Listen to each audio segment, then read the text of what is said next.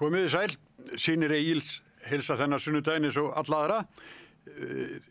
Við byrjum á vettvangi dagsins sem við erum vön, en áður ég kynni þau sem taka þátt í því með okkur þá að segja ykkur að vettvangi dagsins loknum, þá kemur barn- og menntamálaráðherrann Ásmundur Einar Daðason og það hefur smá hrókeringar í för með sér að því að Björn Þorláksson okkar maður, hann er búinn að fjalla mikið menntamálin í vikunni og þess vegna ætla ég að víkja sæti fyrir hann, þannig að Gunnar Smári og Björn tala við mennta- og barnamálaráðherrann. En vettvangur dagsins, hann er komin í loftið, Þórður Gunnarsson hagfræðingur og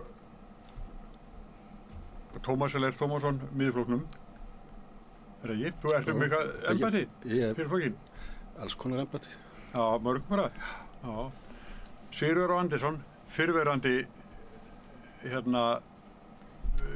dómsmálaráðherra og þingmaður. Og þingmaður og nú lögmaður og sem verið áður. Og svo Ragnhildur Alda María Viljánsdóttir, borgarfulltrúi Sjálfstæðisflokksins. Já, blessuð og sæl. Já. Eins og þið heyrið í þessar upptalningu þá erum við vel hægra megin við miðju. En við ætlum að... Já, það er eiginlega mér að kenna það, því að við höfum svolítið mikið verið að tala hérna við Rauðaborðið og undanfundum þættin til dæmis síðustu helgi. Þá vorum við með svona fólk svona á miðjunni og vinstra megin og mikið verið að tala um svona VG sem er eiginlega búið að vera á botninum í öllum könnunum mánuðum saman. En það er, mér finnst verið að margt merkilegt að gera sko hægra megin og spurningin eiginlega sem að mér finnst spennandi núna er það hvort að séu líkur á því að miðflokkurinn mælis kannski bara stærri en Sjálfstæðisflokkurinn. Það munar orðið sáralitlu á milli þeirra. Og það er svona umpólun hægra megin sem við höfum séð mjög víða Evrópu. Það sem að sko nýja hægrið eða þetta er kallað öllum nöfnum, stundum öllum illum nöfnum, er hérna víða orðið stærra heldur en hefðbundna hægrið. Það er í Frakklandi, það er náttúrulega löngu gert í Ítalíu. Ég segi ekki að sé líklegt að gera þetta í Þýskalandi en það er saman, það er búið að gera þetta í Hollandi og sömuleyti þá tók sko nýja hægrið eiginlega alla forystu í svona stjórnmála umræðu í Bretlandi í síðustu kosningum, svo kerfið er að sé þannig að það er eiginlega ómögulegt að koma inn sem nýr flokkur en samt var það þessi nýji flokkur, Nigel Farage, sem tók eiginlega allt fylgi sem að hrökka af gamla hægrinu. Það fór ekkert yfir til verkamannaflokksins þótt að þeir hafa unnið kosningarnar sko í þingmannatölu. Þannig að það hefur verið undanförnum árum og missurum mikil svona degla í hægrinu og þess vegna fannst mér sniðugt að fá bara hægra fólk. Já, hvort það sko byrjum bara Alda María, er það þannig? Er miðflokkurinn og þið að berjastu sama fylgið? Þetta er góð spurning. Ég er ekki alveg viss endilega. Ég held að, það má verið að segja það ákveðnu leyti að það sé eitthvað svona kannski flökkufylgi sem er alltaf til og frá og menn sé svona skoða fleiri valkosti en áður og það er alveg ekkert skrítið vegna þess að það hefur kannski ekkert verið rosalega skýrt í huga fólks hver okkar stefna er miðað við aðra stefnur og við erum líka svolítið lifandi á þannig tímum núna þar sem að fólk er ekkert endilega að sökka sér rosalega mikið ofan í hugmyndafræði hvers og eins flokks, ekki nema bara svona hugmyndafræði nördar eins og kannski við hér. Þannig að það kann alveg að vera en ég veit ekki, ég sé það alltaf fyrir mér að við sameinustu öll á endanum. Þannig að já, að einhver leyti kannski en ekki endilega öllu. Já. Varstu að tala um að flokkan hugsanlega sameinist? Já, ég held bara að það sem að sé svolítið að ske er að sagan sé bara svolítið að endurtaka sig. Þegar þau erum ég er búin að vera að lesa nokkrar ævisögur hérna undanfarið og það er bara svo rosalega margt sem minnir mig á svolítið stemninguna sem var bara fyrir 100 árum. Varðandi, þú veist, svona þessi... Núna líka. Já, það er að koma nýjir flokkar allt inni fram og svona eitthvað svona þannig stemning í loftinu frekar en að þessi gömlu flokkar sem hafa kannski alltaf haldið vellið fram til þessa. Þannig að ég veit ekki, þetta er eitthvað minn kannski svona þetta sem maður segir ensku ebb and flow, þar sem allt í hennu fyrir við ákveðna átt og svo hina og þannig ég er svona ákveðin leyti mjög hugsi náttúrulega yfir fylgistölunum en ég er líka mjög svona frá öðru sjónarhorni séð, finnst mér þetta svolítið merkilegt að þetta sé svona mikið eins og þetta var bara fyrir 100 árum svolítið. Sigríður, hvað segirðu? Þessum sömu spurningu? Heldur þessi ykkur vonum eða hugsanlegt að þessi flokkar sameinist, miðflokkur og sjálfstæðisflokkur? Já, það geti alveg verið. Ég skal ekki spá fyrir það. Myndið þú vilja það? Ég vil fyrst segja, sko, ég held að það sé, ég held ekkert það. Ég veit að það eru þessar fylgistölur núna undanfarið og ágætt fylgi Miðflokksins stafar mjög miklu leyti af fylgi frá Sjálfstæðisflokknum. Ég heyri það bara í kringum mig að svona hvað maður að segja, harðkjarna Sjálfstæðisflokks fólk orðið svona óhræddara við að segja bara jafnvel mig, sko, að það sé bara að fara það bara styðji Miðflokkinn og bara það vilji hafa þessa rödd á þingi og svona. Og það auðvitað umhugsunarefni fyrir Sjálfstæðisflokkinn af því að þessi rödd Miðflokksins með fullri virðingu fyrir kollega okkar auðvitað bara tvær. Þetta eru tvær raddir á þinginu, sko. Og þeir eru bara búin að vera að gera gott mót og það verður ekkert af þeim tekið Sigmundi og Bergþóri að þeir hafa bara verið að tala þannig og tala það skýrt að þeir ná til fólks. Og þetta er umhugsunarefni fyrir þingflokk Sjálfstæðisflokksins sem telur 16-17 manns núna, 17 manns, eða ekki, ef það er að ganga eitthvað verð. Flokki sem að hefur allt til þess að bera að tala og ná til fólks. Flokkurinn með sko á að hafa skýra stefnu, sko. Þannig að ekki með það. Nei. Já, virðist ekki sem sagt minnst ná að koma henni á framfæri og auðvitað gerir það ekki af því að flokkurinn í vinstristjórn. Hann í vinstristjórn og og þau þreytast nú ekki á þessi kjörnu fulltrúar að benda á það, já, við erum vinstristjórn og svona, það koma málamiðlanir og allt í lagi með það, sko, en þetta auðvitað val. Flokkurinn valdi það að vera, þannig að hann ekki þarna af einhverju heilri nauðsyn, hann bara valdi það að vera í vinstristjórn og geta þá ekki talað fyrir málum sem að höfða til hægri manna á Íslandi í dag og jafnvel og jafnvel út fyrir þann svona kjarna hægri manna sem að ég tel að sé mikilvægt að flokkurinn, Sjálfstæðisflokkurinn geti gert á hverjum tíma. En það er ágætt ábending sem alltaf nefnir það er auðvitað fátt nýtt undir sólinni og þetta er auðvitað þróun sem menn hafa séð áður og það er ekki þannig að það eru alltaf öll skref fram á við, sko, stundum taka menn skref aftur til þess að geta tekið 3 fram á veginn og allt það. Við vitni í sjálfshjálparbækur.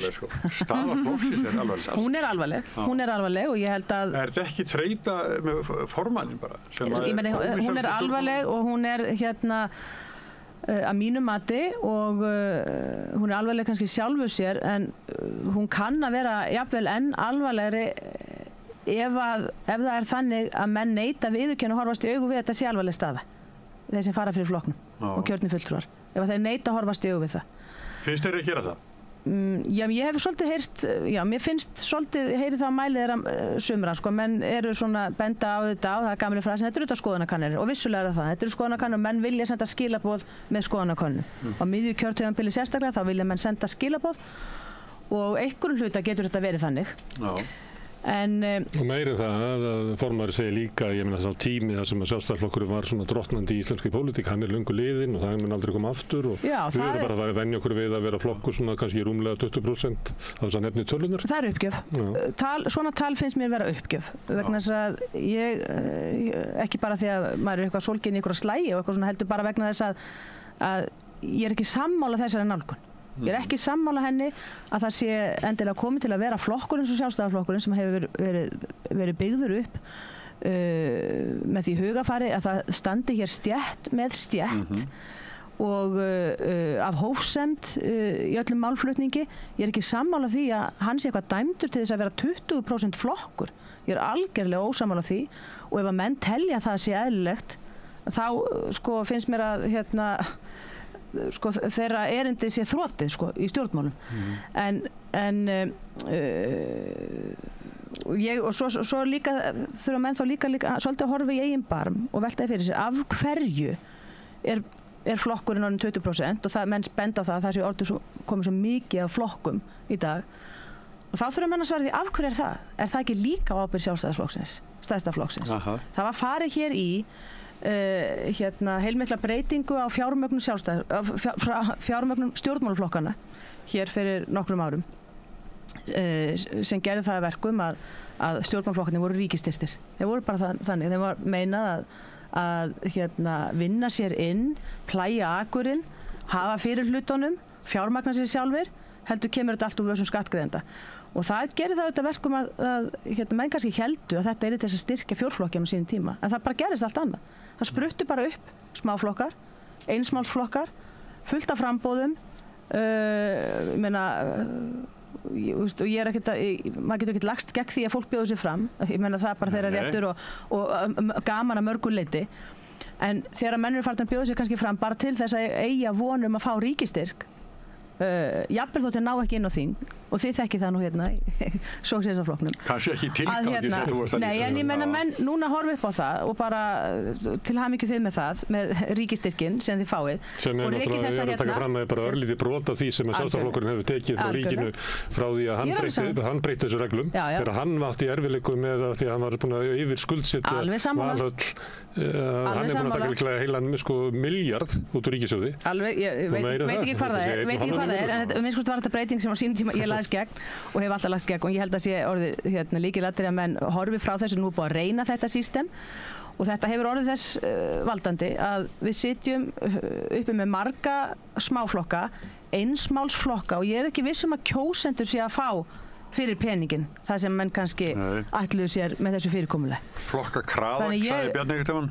Já, þetta er flokkakraðak, en það þýðir ekki að horfa bara á það og segja svona bara er þetta og svona verður þetta næstu 100 ári. Nei, við eigum aðeins að fara að reyta upp þennan arfa og breyta þessu aftur í annað form, gamla horfið, eða breyta þessu með einhverjum hætti þannig að kjósendur, markmiðið er að kjósendur fái skýra kosti í kosningum og leið samt sem áður möguleika á starfhæfri ríkisstjórn sem er raunverulega starfhæf.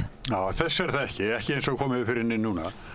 Jú, ég meina hún starfar og allt í lagi með það, en ég er bara ósammála leiðinni sem þessi ríkisstjórn er að fara í, hvort sem að Sjálfstæðisflokkurinn er í henni eða ekki, ég er bara ósammála þessum leiðum sem hafa verið farnar undanfarin ár. Já, förum við það aðeins á eftir, en Tómas Ellert, þú býrð á Selfossi, Suðurkjördæmi og ert Miðflokksmaður og fyrrverandi bæjarfulltrúi. Ég langar að spyrja, hvað er Miðflokkurinn? Af því að Sigríði heyrðist að það eru margir sem að styðja Miðflokki núna og gagnrýni til dæmis þingmannanna er mikið til þess að þeir eru betri í Sjálfstæðisflokkurinn en Sjálfstæðisflokkurinn. Miðflokkurinn var upphaflega eins og klofningur út úr Framsóknarflokknum, en það virðist eiginlega að það sé eiginlega horfið og hann sé að sækja á með því að standa fyrir það að vera samviska Sjálfstæðisflokksins. Er þetta bara Sjálfstæðisflokkurinn plús? Þetta er ágætis greinikjöðun að þetta ekki Sjálfstæðisflokkurinn plús Þú varst nú í Sjálfstæðisflokknum? Ég var reyndar í Sjálfstæðisflokknum og ég sagði mig úr Sjálfstæðisflokknum og gerist stofnfélagi í Miðflokknum í október 2017. Einfaldlega vegna þess að forysta flokksins var að gera eitthvað allt annað heldur en til dæmis landsfundar ályktanir sögðu til Ég var bara búin að gefast upp á því, ég nefndi ekki að standa í þessu partíi lengur. Trekk í trekk var að koma fyrir að formaðurinn var að tala gegn landsfundarályktunum bara að kvöldi sunnudags þegar menn voru að keyra heim Þannig að þú veist, ég bara nefndi ekki að standa í þessu og var hrifinn af Sigmundi og hvað hann hafi gert. Þó að mér hefði aldrei dottið það til hugar að kjósa Framsóknarflokkinn. Aldrei, þó að hann hefði verið þar áfram. En þannig að ég gerði stofnfélagi í Miðflokknum á sín tíma og líka lífið þar afskaplega vel. Og kannski skýringin á góðu gengi Miðflokksins það náttúrulega að það má vel að segja að þessir tveir þingmenn að þeir séu raunverulega þyngdar sinnar virði í gulli Þeir eru mjög öflugir, þeir eru mjög skýrmæltir og mjög skýrir í því sem er að tala þú veist það er samhljómur í því sem þeir eru að ræða og segja hafa staðið sig bara mjög vel og af því að var að vera að tala um að það var einhverja einsmálsflokkar inn á þingi þá hefur bara Sjálfstæðisflokkur síðastliðin undanfarin ár að mínum mati nánast bara orðið einsmálsflokkur sem að snýst bara aðalega hagsmunagæslu fyrir sjálfa sig og þá sem og leikendur þar inni og svo bestu vini aðal.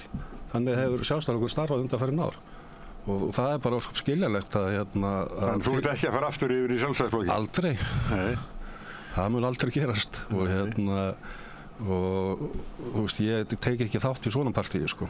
Nei. Þórður Gunnarsson, þú sjálfstæðismaður. Já. Flokksbundinn. Jú. Og ekkert á förum. Nei, ég sé það fyrir mér. En þetta sem búið að lýsa hérna, bæði fólk, sko, þrjú, að þá eins og sjálfstæðisflokkurinn hafi svona mist taktinn. Og ég svona ímyndaði mér að Bjarni Benediktsson beri talsverða ábyrgð á sko óvinsældum eða hvað fylgið dregst saman af því að hann er mældur sem óvinsælasti stjórnmálamaður þjóðarinnar. Getur það verið að forystan beri mikla ábyrgð á þessu?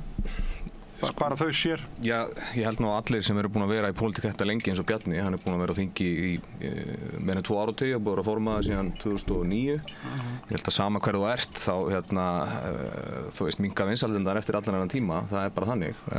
Hvort þetta sé allt honum að kenna, ég er ekki endilega sammála því. Nei, ekki allt, en hann lítur ekki. Hann ber náttúrulega mest ábyrgð, hann er formaður, hann er kosinn til þess að leiða flokkinn. Já, allir okkar kjörnu fulltrúar, en svo bara til að fara aftur í það sem við vorum að tala um áðan, þú veist, af hverju gengur þetta svona vel hjá Miðflokknum. Það eru þetta, eins og fram hefur komið, Sigmundur Davíð og Bergþór Ólason mjög öflugir menn og koma vel fyrir þessu orði. Og það er svona kannski fyrst og fremst tvennt, sko, það er eiginlega bara svona 2 punktar sem að mann eftir því að ég ætti að lýsa hverju stefna Miðflokksins. Þú veist, þetta er með það í rauninni. Það eru 2 svona mál sem það hafa verið að keyra og það eru útlendingamálin og hafa verið mjög svona consistent, ef ég leiði mér að sletta í því í ansi langan tíma núna og nú er að koma á daginn að þeir eru að hafa hitt á réttan þráð þar og ég held að þar séu ekkert endilega bara að taka fylgja Sjálfstæðisflokknum. Ég held að það getur bara verið yfir línuna því að þetta er eitthvað sem er mjög mörgum ofarlega í huga þessa dagana. Þannig að þetta fylgi sem þeir eru að fá út á þeir eru að fá útborgað fyrir þann málflutning núna eftir að þessi mál komast ólega bau. Ég held að það sé allt ekki frá Sjálfstæðisflokknum. Hins vegar hafa þeir líka verið að tala fyrir miklu harðari stefnu í ríkisfjármálunum og hafa verið gagnrýnir á útgjöld, ríkisútgjöld og mikil og hallarekstur þó að hann reyndar hafi verið töluvert minna á síðustu árum en menn bjuggust við en hins vegar hafa þeir verið. Það er náttúrulega mælikvarðinn getur ekki verið það sem menn bjuggustu við. Nei, en það er ekki punkturinn hjá mér. Punkturinn hjá mér sá að þeir hafa verið svona... Mikið halli miðað við sko þenslu og verðbólgu í samfélaginu. Já, alveg rétt, alveg sammála og ég meina þeirra málflutningur þegar kemur að ríkisfjármálum, ég get ekkert verið ósammála því, og það er kannski þar sem þeir eru að taka fylgi af Sjálfstæðisflokknum öðru fremur. Og það kannski, Bergþór Ólason náttúrulega hefur verið sjálfstæðismaður, aðstofamaður ráðherra hjá Sturlu Böðvars og var í Sjálfstæðisflokknum langa tíð, þannig að hann held ég hafi ágætis hugmynd hvað fólk vil heyra sem er svona hægra megin í lífinu. Svo er eitt kannski að bæta við það sem Tómas er að nefna sem að menn með ekki heldur alveg líta framhjá er að fegurðin felst líka svolítið í smæðinni, svo ég segi það. Sko þú vísar í landsfundin til dæmis og Sjálfstæðisflokkurinn hefur verið stærsti flokkurinn og þessi landsfundir ályktanir eru auðvitað eiga marka stefnuna og þar fram til göttunum og hann vitnar í það ég veit nú ekki kannski dæmi þess að formaðurinn hefur á sunnudagskvöld farið að tala gegn stefnun en auðvitað er það þannig að það þarf auðvitað í svona stórum flokki, það er ekki alveg hægt að sko upp á punkt og prik að fylgja nákvæmlega einhverju orðalags og setningafræðilegri nálgun af landsfundum, auðvitað markar landsfundinum stefnuna. Ólíkt Sjálfstæðisflokknum, þá er auðvitað miðflokkurinn ekki bundinn á þennan klafa, sko stefnal miðflokksins er bara stefna Sigmundar Davíð, sko. Hvernig hann vaknar þann daginn. Já, og það er þess vegna sem að, sko, Tómasi líður aldrei neitt sérstaklega illa þegar Sigmundur talar vegna þess að hann er ekkert að tala gegn einhverju plaggi sem var samþykkt fyrir 2 árum og svona. Og þetta er auðvitað ákveðin fegurð sem felst í því, þetta eru kostir sem felast í því að vera litlir og nýir og geta verið spontant og svona.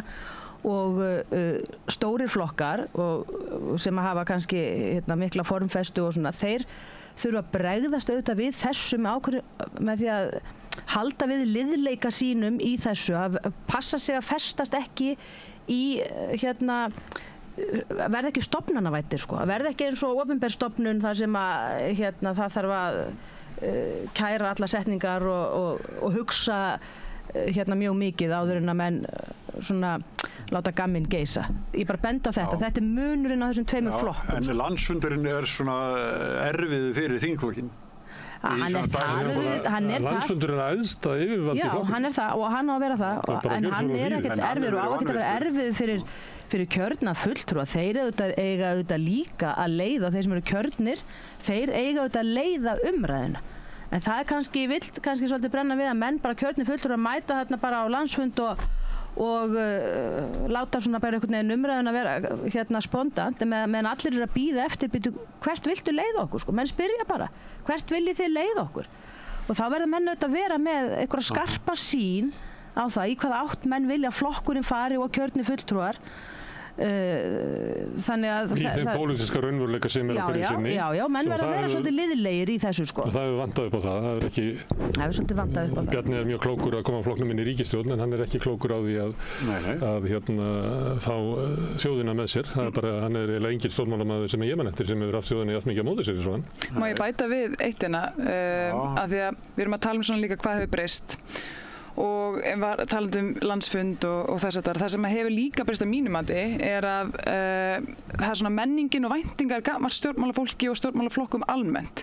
Það sem að ég hef svona svolítið tekið eftir alveg frá þennan stutta tíma sem ég hef verið með kannski við menn sem eru bara búin að vera frá því áður en ég fæddist örugglega að sko á frekar stuttum tíma þá hefur eitthvað með svona samfélagið farið frá því að vera þannig að við getum komið saman á einhvern stað, tekið þennan slag, rætt okkur niður á eitthvað, einhverjir eru kannski frekar ósáttir, aðrir eru rosalega sáttir, en við getum svona fundið það að það sé nauðsynlegra að ræða sig niður á einhverja lausn sem við getum farið áfram með. Í dag er eitthvað með orðið svo freistandi að geta bara verið með eitthvað 1, 2, 3 mál, það er svona eins og athyglisrýmdin hafi minnkað svo mikið hjá almenningi að fólk bara er með eitthvað svona eitt sem það keyrir á, en allt hitt sem skiptir svo rosalega miklu máli að það er bara svona svolítið látið líðum lönd og ákveðið svolítið as we go og þetta er líka kannski vandamáli að við erum orðin svo pólariseruð sem samfélag, við erum orðin pólariseruð innan flokka, þar lenda eru flokkar að slíta sig og það sem að landsfundur var alltaf og var, þú veist, í raun og veru beauty við það ástæðan fyrir okkur við tökum upp þetta form sem að fengi bara erlendis frá flokkun sem að gátu, þú veist, stækkað að það var að þetta var í raun og veru þessi samkomur staður sem að fólk gæti stilt sem að strengi og fari beint áfram og ættamót líka og bara byggt brýr þú veist, auðvitað þrætt er líka byggt brýr en svo er bara núna svo vinsælt að vera ekki að byggja brýr heldur að rífa það niður og það er bara önnur pólicy en ég er hrifin af. Þá komum við á samgöngusáttmálanum. Tómas Já, við skulum við förum ekki það. Nei, sko, ég er nú ekki sammála ykkur. Þið erum bara að fara inn á heimasíðu sko miðflokksins og kynningu stefnuflokksins og mörkuð þarna 2017 og var þá kölluð 5+1 og og er að miklu leyti svona að byggja stefna og að passa upp á fullveldið og slíkt skilurðu, móti orkupakkanum og áhrifum ESB hér innanlands.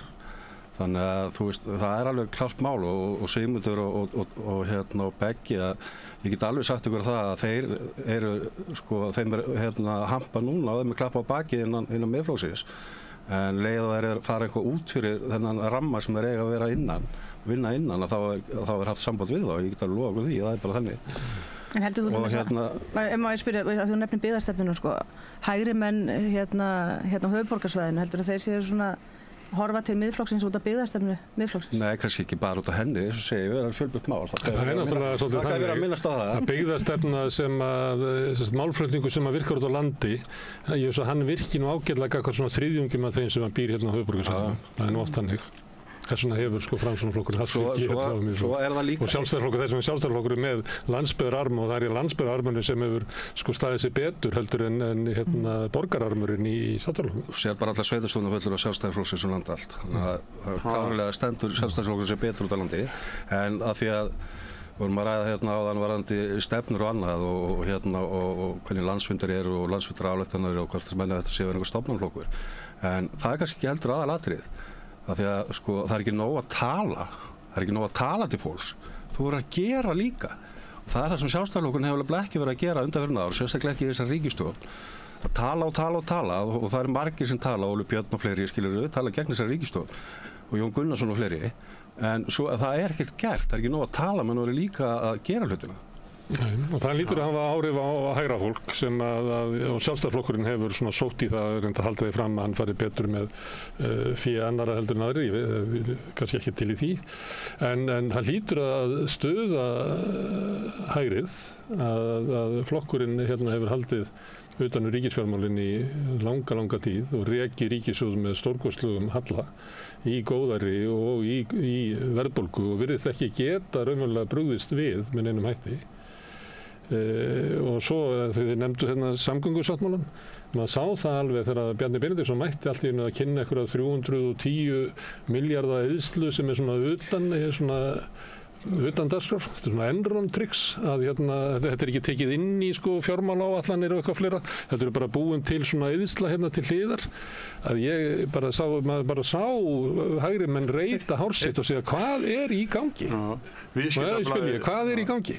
Viðskiptablaðið segir að Bjarni sé búinn að tryggja með þessu, tryggja flokknum 10% af fylgi. Það verður bara 10%. Það er svona viðbrögð hægri. Það setja Sigur Inga, bara saklausa dýralækni í fjármálaráðuneytið og láta hann taka sig á sig höggið fyrir næstu kosningar. Ég held að virki ekki þannig að fólk segi að þetta er allt Sigur Inga að kenna, þetta var allt svo gott áður. Ég held að það sé ekki þannig. En staðan í dag... Má ég spyrja, hvað er í gangi þegar Sjálfstæðisflokkurinn gerir svona? Já, hann er ekki eins og ég segi, er ekki nóg að tala, hann er að gera og hann er ekki að gera. Þórður, hvernig virkar þetta á hægri menn? Já, þetta var tilkynnt núna snemma á síðast ári, í mars, apríl síðast ári, þetta endurskoða þetta og svo er þetta kynnt núna, menn passa sig auðvitað upp á að kynna þetta áður en þingið kemur saman, þannig að hann sé ekki að rífast ómikið þetta þar, það er bara ákveðið að búið að ákveða þetta, en ég batt vonu við það að þessi endurskoðun yrði einhvers aðeins annars eðlis heldur en bara að uppregna kostnaðinn og lengja í framkvæmdunum. Persónulega finnst mér þetta nánast bilun, þessar fjárhæðir sem þarna er verið að tala um. Ég meina það er alveg rétt að það er þörf á úrbótum á samgöngum á höfuðborgarsvæðinu. Ég held að séu allir sammála um það. En ég held að til dæmis þessi draumur þessi almenningssamgangna draumur held ég að sé alveg að blangsóttur á hann var þegar menn fóru fyrst að tala um það. Og búið að tala um þetta í allan tíma og gerist aldrei neitt. Ég meina það er bara eins og þessi hlutir með ljósastýringuna, eitthvað sem væri hægt að gera bara í næstu viku, byrja á því og klára það fyrir áramót en það er eitthvað svona ekkert á næsta ári fyrir við svo líkið það.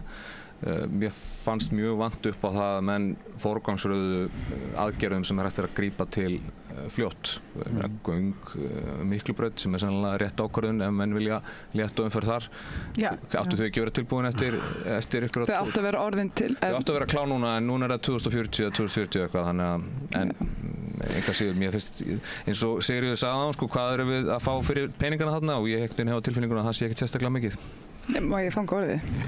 Já, við nefnilega erum búin að vera að sökka okkur í þetta borgarstjórnarhópurinn og ég er ánægð að heyra Þórð, heyri Þórði hérna því hann er greinilega nákvæmlega sem er línu og með þessum áhyggjur ég hafði verið með og þetta er nefnilega eiginlega máli, maður batt vonir við að þetta þá er kannski aðeins endurskoða, hlutinni gerða aðeins svona raunhæfari, verið að svona smærri bitar eitthvað af því að það er gömul saga og nýja alltaf þegar eitthvað svona opinbert yfirvald ríkið að borg sama í hvar í heiminum ætla sér að fara í eitthvað rosalega mikið að það leið og það er orðið og flókið og stórt að bara gerist það ekki. Það er svona analysis paralysis ef við höldum áfram að sletta í þessum ágæta þætti. En það sem við höfum haft ágjörð af og verið að vekja athygli á er einmitt nákvæmlega sem hann kom inn á að það er verið að ílengjast í öllu, fresta öllu langt fram í tíman eitthvað megin en samgöngubæturnar sem að Reykvíkingar hafa verið að kalla eftir, þeir eiga bara þurfa að bíða enn lengur eftir því og það þarf ekkert að vera svona og þetta átti ekki að vera svona. Senasta sáttmálanna frá árinu 2019 þá átti að vera komin bústaðavegur og það átti að vera komin þessi mót Reykjanesbrautar og Sæbrautar en svo var eins og pólitíkin tekur ákvörðun að gera eitthvað og svo þegar það kemur á borð til Reykjavíkurborgar þá er eins eða þeirra sem áttu að framkvæma að þá bara er eins og þetta fara hann í einhverjum svona skúfu og bara heyrst ekkert af þessu meir og svo hefur maður verið að spyrja sig en þess að við sjálfstæðismenn í borginni mörg hver höfum verið endalaust að tala bara augljósasta dæmið, snjallljósa stýringarnar eitthvað sem átti að vera hægt að kippa í liðin svona og pólitíkin tekur ákvörðun að gera ekkert heyrist af þessu og við erum alltaf að kalla eftir þessu og við fáum ýmiss konar konar svör sem bara eitthvað svona vitleysa, jafnvel hæst settu embættismennir í betri samgöngum sumir fara í eitthvað svona skrifstríð við kjörna fulltrúa og það að allir séu bara eitthvað bulla og svo framvegis. Sem ykkar menn. Já, svo kemur bara daginn. Innmúraður og innvígðir sjálfstæðismenn sem stýra þessu. Já, ég meina, ég bara, þú veist, bara Alda ber ekki ábyrgð á því. Ég ber ekki ábyrgð á ágæta manni, þótt hann sé í réttum flokk. En þá Það eru bæði framkvæmdastjórinn og stjórnarformaðurinn. Já, stjórnarformaðurinn var held ég ekki í neinum ritstríðum, allavega. En eins og ég segi, svo kemur bara á daginn að þetta, það hafði einhver staðar í þessari keðju embættismanna, ég veit ekki hvar, tekið ákvörðun að forgangsraða öðru framar. Og þetta þú veist, sáttmálinn einn og sér ekkert þetta eina dæmi þetta. Þetta rosalega algengt að pólitíkin, kjörnir fulltrúar af fólkinu sem eru með umboð frá fólkinu ákveður eitthvað og svo þegar á að fara að framkvæma þá bara tekum við ykkur önnur pólitík sem við höfum ekkert aðgengi að. Og svo korteri seinna að þá annar svona silkihúfufundur skrifað undir eitthvað sáttmála ennþá hærri uppæðir og fyrir okkur kjósendur líklega sem við verðum ekki varfið neinar framkvæmdir en allt í einu erum við að hlusta á það áætlunin búin að tvöfaldast í verði og það ekkert verið að gera og ég bara veldur hvað svona pólitík þetta? Já, ég ætla bara skilaboð eru það frá stjórnvöldum og stjórnmálamönnum til kjósenda. Það minnst að vera bara skilaboð að það bara ekki neitt að marka það sem við erum að segja. En svo nefnilega koma menn eins og Vilja Árna og fleiri þingmenn Sjálfstæðisflokksins, Jón Gunnars og fleiri sem hafa nefndir og þeir minna á, bara heyrðu, þetta eru viljayfirlýsingar sem verið að skrifa undir hérna. En þetta var ennþá eftir að fara í rýni fyrir bæjar og borgarstjórn og þingið. Og þar verður endaleg tekin ákvörðun sem að þýðir að nú get ég í umboði fyrir fólkið og við kallað eftir því sem að við viljum sjá í þessum sáttmála og ég myndi segja bara nákvæmlega eins og Þórunn nefndi að við eigum bara áfangaskipta, fá fram einhverja ábæta fyrr, klára þetta með Reykjanesbrautina og allt það en ekki láta það bíða eftir borgarlínu en þess að það búið að hengja þá framkvæmd á allar svona umferðarbætur sem að gera þetta miklu flóknara, stærra og dýra en það þarf að vera af því það má bæta hinu við eða fólk vill það. Ég enda persónulega þeirri skoðun að við erum komin upp í þá uppæð að vera að minnstakosti 130 milljörðum fyrir strætó í sérrými til miðju að þá segi ég bara, heyrðu, eigum við ekki þá frekar að bara fara að skoða neðanjarðarlest. Hún þó minnstakosti neðanjarðar, það viðbót við vegakerfið en ekki vera að taka akrein af keyrandi umferð og fyrir utan að það engin svona töf sem verður ofanjarðar og engin tafakostnaður og senast en ekki síst, fólk ef það þarf að bíða eitthvað staðar eftir almenningssamgöngum að þá geggjað að vera neðanjarðar, ekki með vindinn í andlitinu. Við langaði aðeins til komin þessa umræði því að varandi samgönguframkvæmdir og slíkt þá gerist þetta víðar heldur en bara í borginni að kjörnir fulltrúar koma svona að málum einhvern tímann og kannski hindra það að sjálfsagðar umferðarbætur fari í gang. Þetta gerist í Suðurkjördæmi svona sem dæmi og bara, ég minnist bara á Ölfusabrúna. Hún var inn á samgönguáætlun 2014 og átti að það verið klár 2018. En það voru bæjarfulltrúar Sjálfstæðisflokksins í Árborg sem voru gegn því í meirihluta samstarfi eða voru í meirihluta þar og voru gegn því og vildu freka fá tvöföldun á milli Hveragerði og Selfoss og undan. Þeir voru svo hræddir framhjástreymisumferð þegar að þú veist og hræddur maður myndi tapa viðskiptum Selfossbær sem hefur verið frá upphafi þjónustumiðstöð Suðurlands og ég segi líka, þú veist, hvert áttu svo fólk að sækja þjónustu þegar það var að koma framhjá á Hellu? Nei, það bara einn staður til að sækja þjónustu. Þetta hefur komið ljós þegar að gera skoðanakönnun 2003 eða tekið umferðarkönnun að það ekki nema 15% af umferðinni gegnum streymisumferð. Þannig þú sér það bara á öllum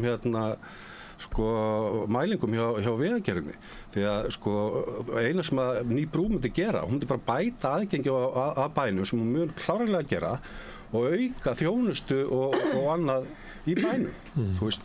En ef maður hugsa bara þessa fundi sem alltaf er að bjóða okkur upp á, ég man eftir Sigurður Inga kynna Ölfusárbrú og ég man þetta nú í kjördæminu hans og hann var samgöngur hvað þetta heitir innviðaráðherra og fjandinn hafið að hann lítur að ná því í gegn. Ég hlusta að hann verið með glærusýningar hvað ætlar að byggja mikið af húsum og svona, það gengur ekkert að þessu eftir. Ég bara velta fyrir mér út af hvað ganga þessar kynningar verið að sannfæra okkur að það sé bara ekkert að marka stjórnmálafólk. Veistu hvað samgönguframkvæmd var tekið síðan fram fyrir Ölfusárbrúna? Hún í gangi núna, brúin yfir Hornafjarðarfljót. Hún átti aldrei að vera undan Ölfusárbrú í rauðinni. Farið fram fyrir ekki bara þar, í Suðurkjördæmi, bara víða. Já, víða. Þú veist, við vitum sterkt tengsl Framsóknarflokksins við það hérað og hvað fyrirtæki starfandi þar. Ég meina, þú veist, þetta svo mikil þvæla og fyrir utan það að vera að tala að setja vegtolla á Ölfusárbrú. Hún sko samfélagslega mjög hagkvæm framkvæmd og nú þegar hún búin að kosta samfélagi 50 milljarða á þessum töfum í þessum 10 ár. Þökk sé kjörnum fulltrúum í bæjarfélaginu. Já, ég má kannski aðeins skjóta fara aftur í samgöngusáttmálann sem ég nú í Reykjavík en ég get alveg tekið undir það sem að Tómas að segja og þú Gunnar að horfandi á þetta ekki hef ég er nú ekki meiri kjördæmapotar en það, ég hef nú aldrei staðið í vegi fyrir uppbygging og þessu svæði sem auðvitað bara, menn bara þurfa að líta á þetta kalt bara umferðina, hversu mikill umferðarþungi á þessu svæðum inn í kringum Reykjavík, vestur og suður. Þannig ég vona nú að þetta sjáum nú til sólar með þessa Ölfusárbrúr en varðandi samgöngusáttmálann að þá það bara allt saman með ólíkindum allt það dæmi en það á auðvitað rætur að rekja til ársins 2009 þegar vinstri ríkisstjórnin samdi það bara, gaf það út þá yfirlýsingu að hér yrðu engin uppbygging í samgöngumannvirkjum á höfuðborgarsvæðinu næstu 10 árin. Það myndi bara allur peningur að fara í strætó og það var gert. Þetta var skrifandi þetta samkomulag og núna koma stjórnmálamenn sem að hafa átt þátt í því að hirða ekki viðhald vega á höfuðborgarsvæðinu, hirða ekki nauðsynlega uppbyggingu og ætla að kenna bifreiðaeigendum það og ætla að fara ekki bara það rústa borginni í einhverju gæluverkefnum, heldur tala líka fyrir því að setja einhverja tolla sérstaklega á bifreiðaeigendur í Reykjavík sem kallaðir eru tafatollar. Sko tafirnar eru vegna þess að þessi sömu stjórnmálamenn, þeir bjuggu til tafirnar sko. Þeir bara sömdum það að það yrðu ekki neinar samgöngubætur. Og svo þetta kynnt núna í samgöngusáttmálinn. Uppfærsla og alveg rétt sem að Þórður segir hér. Og þetta þá bara eitthvað verið að snúa og tvista í einhverju Excel-skjali, í einhverjum fjárhæðum. Og menn segja, gott og vel sko, það er góðra gjalda vert að menn ætla til Miklubrautin sem bara samgönguæð, hún bara lífæð borgarinnar, Miklubrautin og hún hlýtur að verðskulda einhverja almennari umfjöllun heldur en það að menn slengi fram einhverju samgöngusáttmála sem að í fyrstu útgáfu var einhver stokkur, svo hafa menn sagt komist það niður, það of dýrt og mikið röskun, það betra að gera göng, það nú góðra að gera verð þá að menn hafa séð ljósið, á þetta var nú bent strax í upphafi sko, að það væri ekkert hægt að rista upp Miklubrautina til 10 ára til þess að leggja stokk. Það sáu það allir í upphafi. Nú hafa menn fallist á það. Þá komið göng. En svo heyri í fjármálaráðherra í morgun, á Sprengisendi í morgun, þar sem hann lýsir því að þetta meðal annars að fjármagna með sölu á landi yfir undirgöngunum, sem á Miklubrautinni. Bíðum þá aðeins hæg. Er ekki ástæði til að staldra aðeins við. Hvað er verið að gera hér í samgöngumálum Reykjavíkinga? Netto niðurstaðan 0. Það ekki verið að fjölga samgönguæðum, heldur bara verið að færa það sem uppi niður í jörð. Svo að íbúar í Vesturborginu og þeir sem þurfa að sækja þangað í vinnu eða menningu, þeir geta verið eins og moldvörpur og þurfa að fara þarna neðanjarðar og keyra vestur og austur. Mjög mikið af fólki þarf að keyra þessa braut 2 á dag og það núna verið að leggja til að það verið núna neðanjarðar, sama umferðarstíflan, engin ný æð. Sko þetta kallar auðvitað bara á, þetta auðvitað eitthvað þvæla. og þetta vona ég að verði aldrei samþykkt fjárveiting í svona á Alþingi. Þarna þarf fjárveitingavaldið að stoppa aðeins. Þannig að þeir eru að tala hægrið. Gengur það að hægrið segir núna 2024 að þetta vandamál sem alltaf því að Steingrímur J. Sigfússon gerði eitthvað 2009? Nei, ég er bara að segja, ég er bara að benda á forsöguna. 15 ár liðin. Já, en ég er að benda á forsöguna. Sumt af þessu fólki sem var í ríkisstjórn, það er ennþá í ríkisstjórn, sko. Það bjóð til þennan vanda. Það bjóð til tafirnar. Það hirti ekki viðhald. Og þannig að ætla að leysa það með þessum hætti sem engin lausn, það sem þarf að gera hérna í Reykjavík. Það bjóð ekki til hruni, það voru frekar því. Heyrðu sko, nei ég meina öllu falli þetta ekki lausn, þetta leysir engan samgönguvanda, það þarf að búa hér til á þessu nesi sem að Reykjavík nýjar samgönguæðar. Ef menn ætla að fara í göng sem alveg góður að gjalda verð, þá þarf það að vera einhvers staðar annars staðar en undir Miklubrautinu sem nú þegar braut. Hún þarf að fara einhvern veginn inn í Kópavog undir sjó, það þarf bara að flytja umferðina út í sjó, undir hana, yfir hana, með einhverjum hætti. Því að tölum áfram með þetta með borgarlínu og allt þetta dæmi. Ég er rosalega mikið sammála Sigríði Andersen í þessu máli og þessu málflutninginnar hérna. Þetta hún að tala beint inn í hjörtum Miðflokksmanna. Það er bara þannig, hún ættilega reyndar að vera það. Ég verð klökk. Svo gleymist líka það, þú veist að við búum á Íslandi, þú veist, Ísland hvernig veðurfar hérna yfir veðartíman og að vera að hírast einhvers staðar í strætóskýlum til að bíða til strætó. Þú veist, þetta er bara töpubarátta, bara hvað náttúru, náttúruvættunum og Það meina, eiga bara ekki að vera almenningssamgöngur að neinur á því? Nei, ég senda það bara í jörðina. Já, við bara neðanjarðarlista maður. Ég er neðanjarðarlista maður. Ég er strax byrjuð að sameina Miðflokksmenn og Sjálfstæðismenn. Þú ætla ég samt raunveruleika tenginguna aðeins. Það eru til náttúrulega borar sem ganga fyrir rafmagni og við sendum einn fyrir miður hérna úr landi á sín tíma en hann var vísa ekki nógu stór til að bora svona göng fyrir umferðaræðar. En sko það er akkurat þetta sem þarf að gera, það er að bæta umferðaræðum við. Með einhverjum klókum hætti og best að gera það, við verum að fara að byrja upp á nýtt með þetta og það er bara að bora í jörðina og við erum með neðanjarðar lestakerfi svo almenningssamgöngur séu notaðar. En erum við ekki að lýsa ástandi það sem að bara þetta er einhvern veginn ástæðan, við veitum ekki alveg á okkur þetta svona, þetta bara vellur einhvern veginn áfram og stjórnmálin bara hafa ekki eiginlega þrek til þess að endurmeta gamlar ákvarðanir eða finna nýja stefnu og einhver leiti er bara fólk sem eru ráðherrar þarna og eru bara að reka eitthvað áfram sem engin mann eiginlega hver tók á þessu ákvörðunum með neitt. Er þetta ekki bara merki bara þrótt stjórnmálana og ónýta stjórnmálaflokka sem hafi ekki, er ekki hugmyndafræðileg degla eða sem er ekki vettvangur til nýrra hugmynda eða neitt?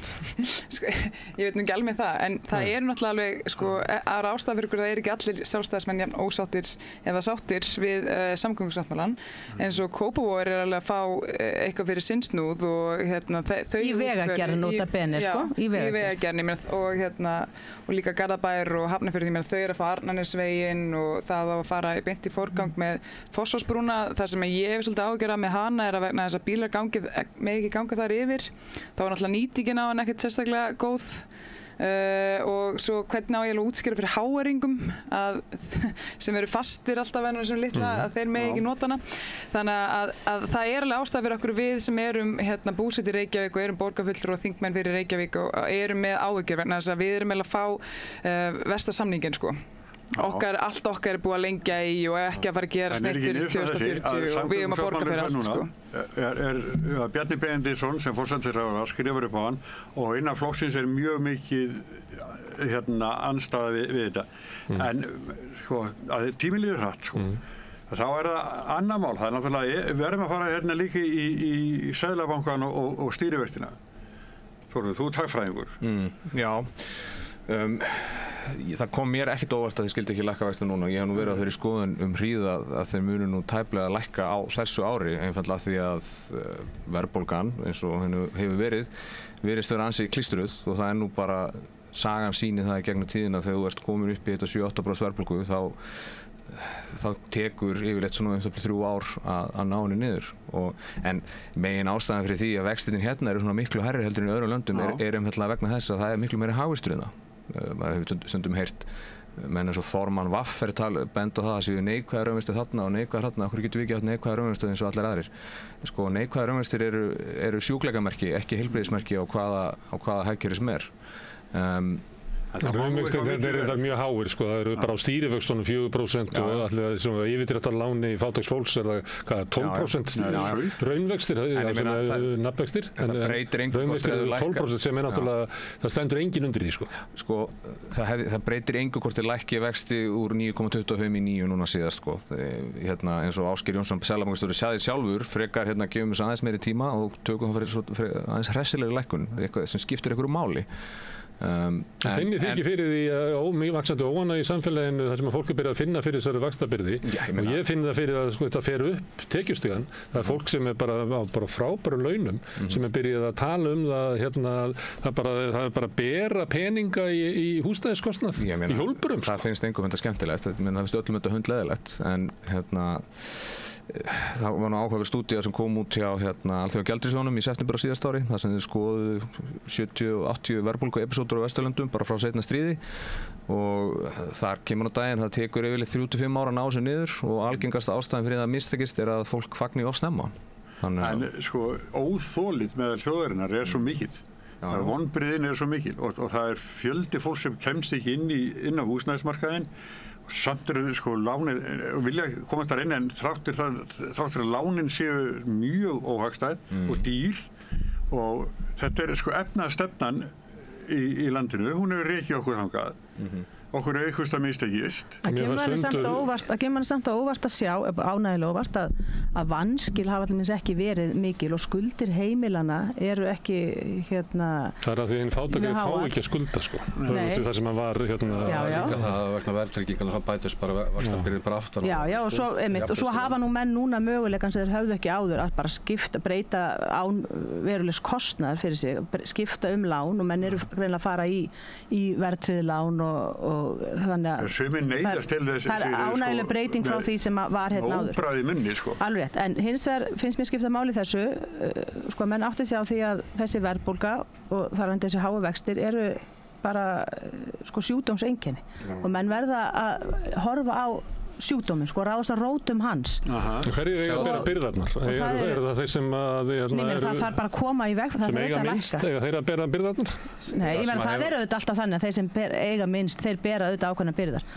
En það er alltaf þannig, bara því miður er það þannig og þess vegna þurfum við að tryggja það að svona ástand sé ekki viðvarandi og kom ekki upp. Af hverju kemur þetta upp? Ég var einmitt að skoða þetta í morgun, ég var svona bara að skoða bara, þú veist, tölur frá Seðlabankanum og Hagstofunni og það sem kemur í ljós að peningamagnu umferð til dæmis í dag það er 75% meira heldur en var í byrjun árs 2018. Það var náttúrulega, þú veist, og við erum einhvern veginn að komast á það stað eins og var sko í hrunárunum varðandi hvað er mikið peningamagnina í umferð, það er eiginlega bara lína þar á milli.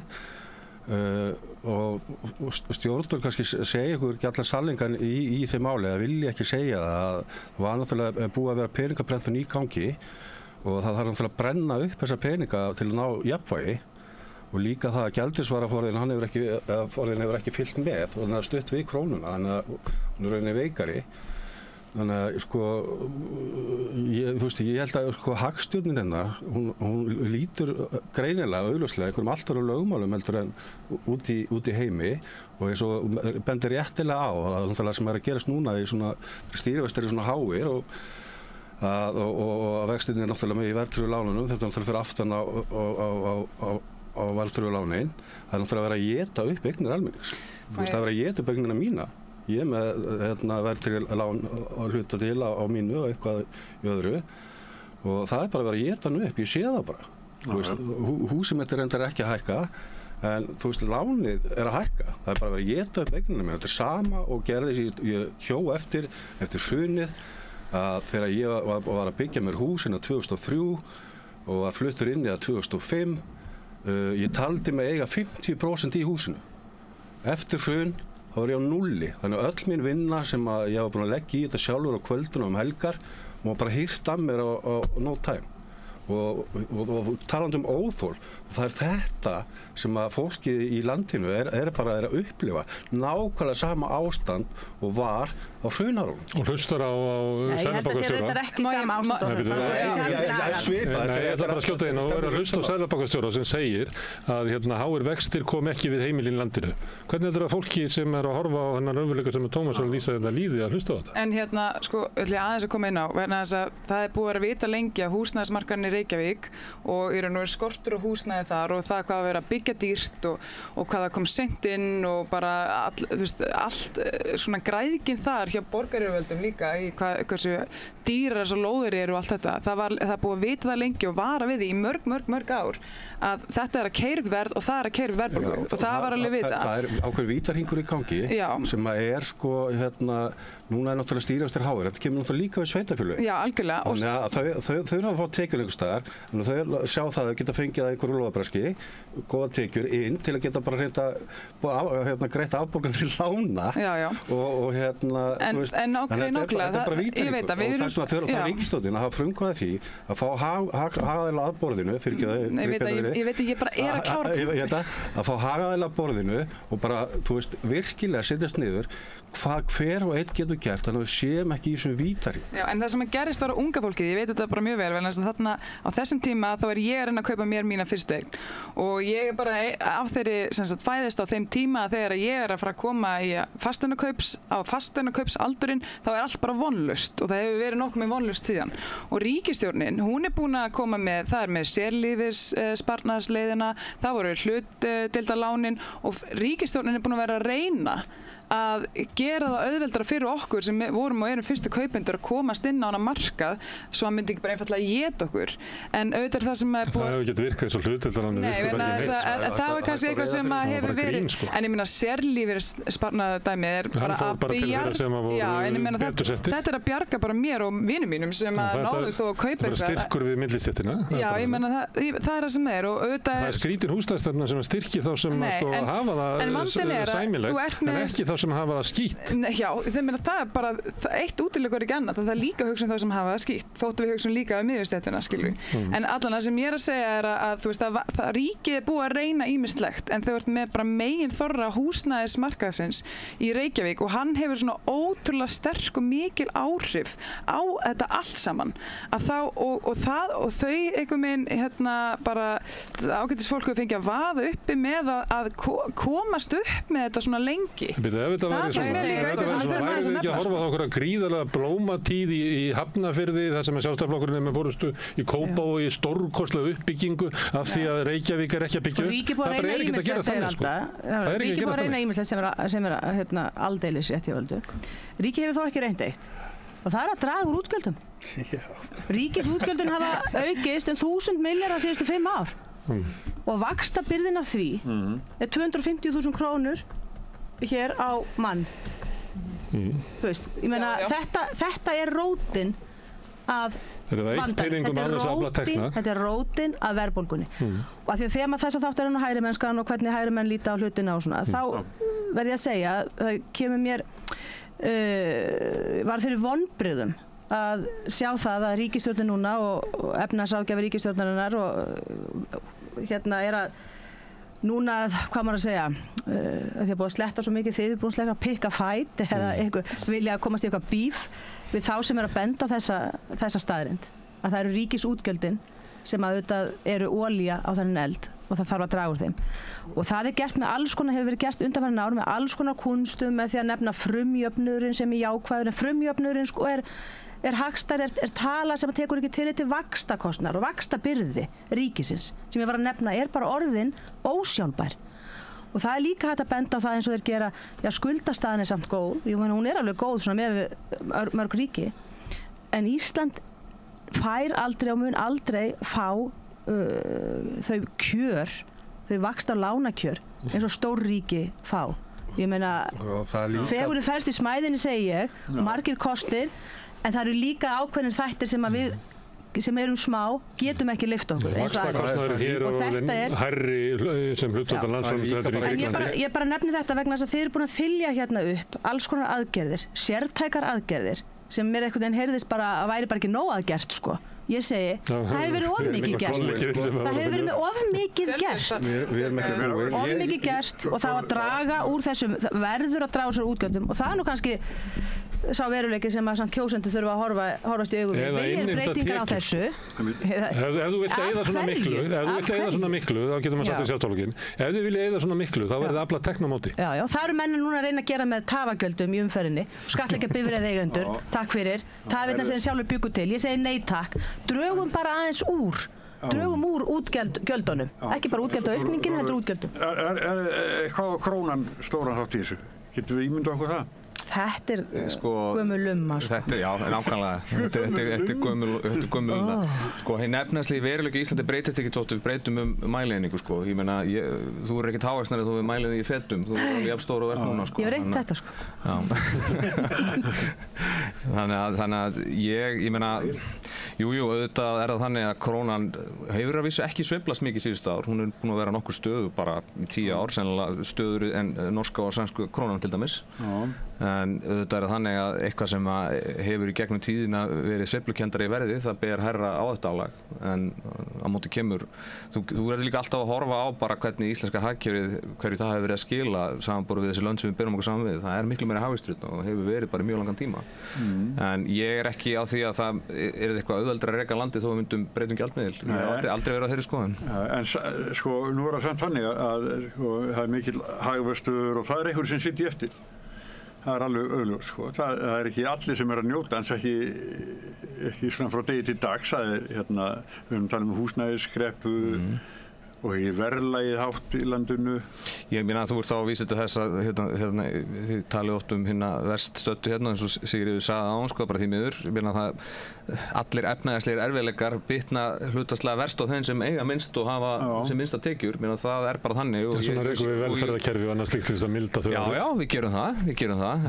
En það er hins vegar bara staðan. Þó að þetta sé ömurlegt fyrir alla að vera með svona háa vexti og öllum skuldum, sem hvort það eru yfirdráttarskuldir eða húsnæðislán, þá koma allir efnahagslegir örðugleikar harðast niður á þeim sem hafa mismilli handana til að mæta þeim. Það bara hefur alltaf verið þannig og verður sennilega alltaf þannig. Já, ég var að lesa Facebook-færslur hjá fólki sem hefur flúið Ísland í þessu efnahagsástandi og það er að bera saman sko kjörin sem þau eru með í nýja landinu. Já, er það Norður-Kórea eða? Nei, Danmörk, Danmörk, Spáni, allt hérna í kring. Nei, við vitum það að það er hellinga að fólki, bæði öryrkjar og eftirlaunafólk sem hefur flúið í Ísland, þessi Spánar. Við vitum líka þegar við tölum við bara barnafólk sem býr í Skandinavíu, þegar það er að lýsa muninum, hvað er mikið basl á Íslandi og það er miklu betri stuðningur við barnafjölskyldur í Skandinavíu heldur en hér. Og heilbrigðiskerfið. Það er bara miklu betri stuðningur við barnafjölskyldur á Neskaupstað. Ég held að það sé bara vinkona mín sem er læknir. Hún fékk leikskólapláss svona. Í Litlu Moskvu. Á Neskaupstað. En í Reykjavík skilur, þetta beraði saman við Reykjavík að það var tapar alltaf þessu. Þú veist, það er líka, þegar við talum um útgjöldina, minka þau, að það vantar líka sko svolítið kreatíft svona sköpunargáfu líka í að skoða þessu útgjaldaliði. Ég svona sem dæmi hefur aldrei verið skoðað til dæmis að einkaveiða fangelsin. Jú, það var alveg gert á sínum tíma. Nei, bara ég taka svona sem dæmi. Ef þú vilt ræða fangelsin, taktu frekar refsilöggjöfina. Er kannski refsilöggjöfin komin út fyrir gröf og dauða þegar að menn er að vera að dæma hverja einustu viku nánast 20 manna til 12 ára fangelsisvistar? Ég meina, þetta þarf að skoða, sko. Það kannski er bara eitthvað að löggjöfinni, kannski erum við að fylla fangelsin. Mér langar að spyrja einu að því að í upphæfi þá var Ragnhildur Alda að tala að væri svona degl í stjórnmálunum sem að væri eitthvað sem að væri fyrir 100 árum. Já. Svo er það ekki? Jú. Það er náttúrulega voru gríðarlegar umbreytingar þegar stjórnmálaflokkar borgarastéttarinnar voru svona að missa, þegar almennu kosningaréttur kemur og það kemur í ljós að þeir sem hefur farið með völdin að þeir náðu ekki til fólks og fleira og það verður til sósíalismi rís upp en líka fasismin sem eru svona almenningsstjórnmál á sínum tíma. Ef að við erum í svona og sömuleyti getum við alveg hugsað það og farið bara á milli landa til Bretlands og til Frakklands og til Hollands og eitthvað fleira að þá væri það sko sjálfstæðisflokkurinn væri fulltrúi sko gamla flokka sem hefur svolítið eins og við höfum lýsa hérna alltaf að koma og tilkynna að hérna lausnin hérna rétt handa við hornið alltaf að kynna sömu lausnina sem að kannski almenningur er búin að missa trú á. Ég held að almenningur hafi enga sérstaklega trú á efnahagsstjórn þessara stjórnvalda ekki á samgöngusáttmálunum og ekki á húsnæðismálunum þar sem að stjórnvöld er alltaf að koma fram að við ætlum að byggja 9.000 íbúðir og hvað byggðum mikið, það var 4.000 og svo eitthvað það vantar 90.000 íbúðir á næstu sko 15 árum en meðan við ástandi þá getum við kannski fara að reikna með 17.000 eitthvað þannig að við erum að sigla inn í sko stórkostlega húsnæðiskreppu án þess að við heyrum það sko stjórnvöld sem tilkynna þeir ætla að breyta einhverju.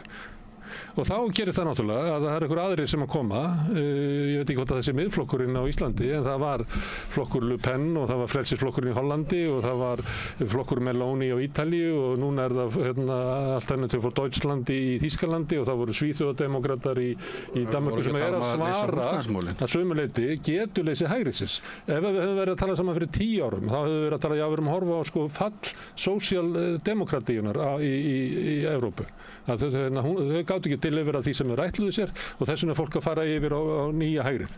Núna erum við að horfa á þetta alla Evrópu og líka í skoðanakönnunum hér að það er sko gamla hægrið, stofnanahægrið sem er bara að gefa eftir og nýja hægrið er að taka við. Er þetta söguþráður sem að passa við þína 100 ára? Ég er ekki alveg búin að klára þessa ævisögu sem ég er í núna. En hérna, nei, við ætla aftur að grípa orðið í þessu og þá sko, þú veist, jú, ég held að ákveðnuleyti erum við eitthvað svona svolítið að spegla það sem að var hérna áður fyrr og þetta, af því að þá vorum við líka með svona sömu áskorun allan í Reykjavík, það sem að minn fókus er helst þannig að ég er að starfa þar. Og þá vorum við með þessa alveg svakalega húsnæðiskreppu í Reykjavík, það var alltaf fólk að flytjast úr sveitinni hingað og það þurfti eitthvað meira að koma upp húsum strax.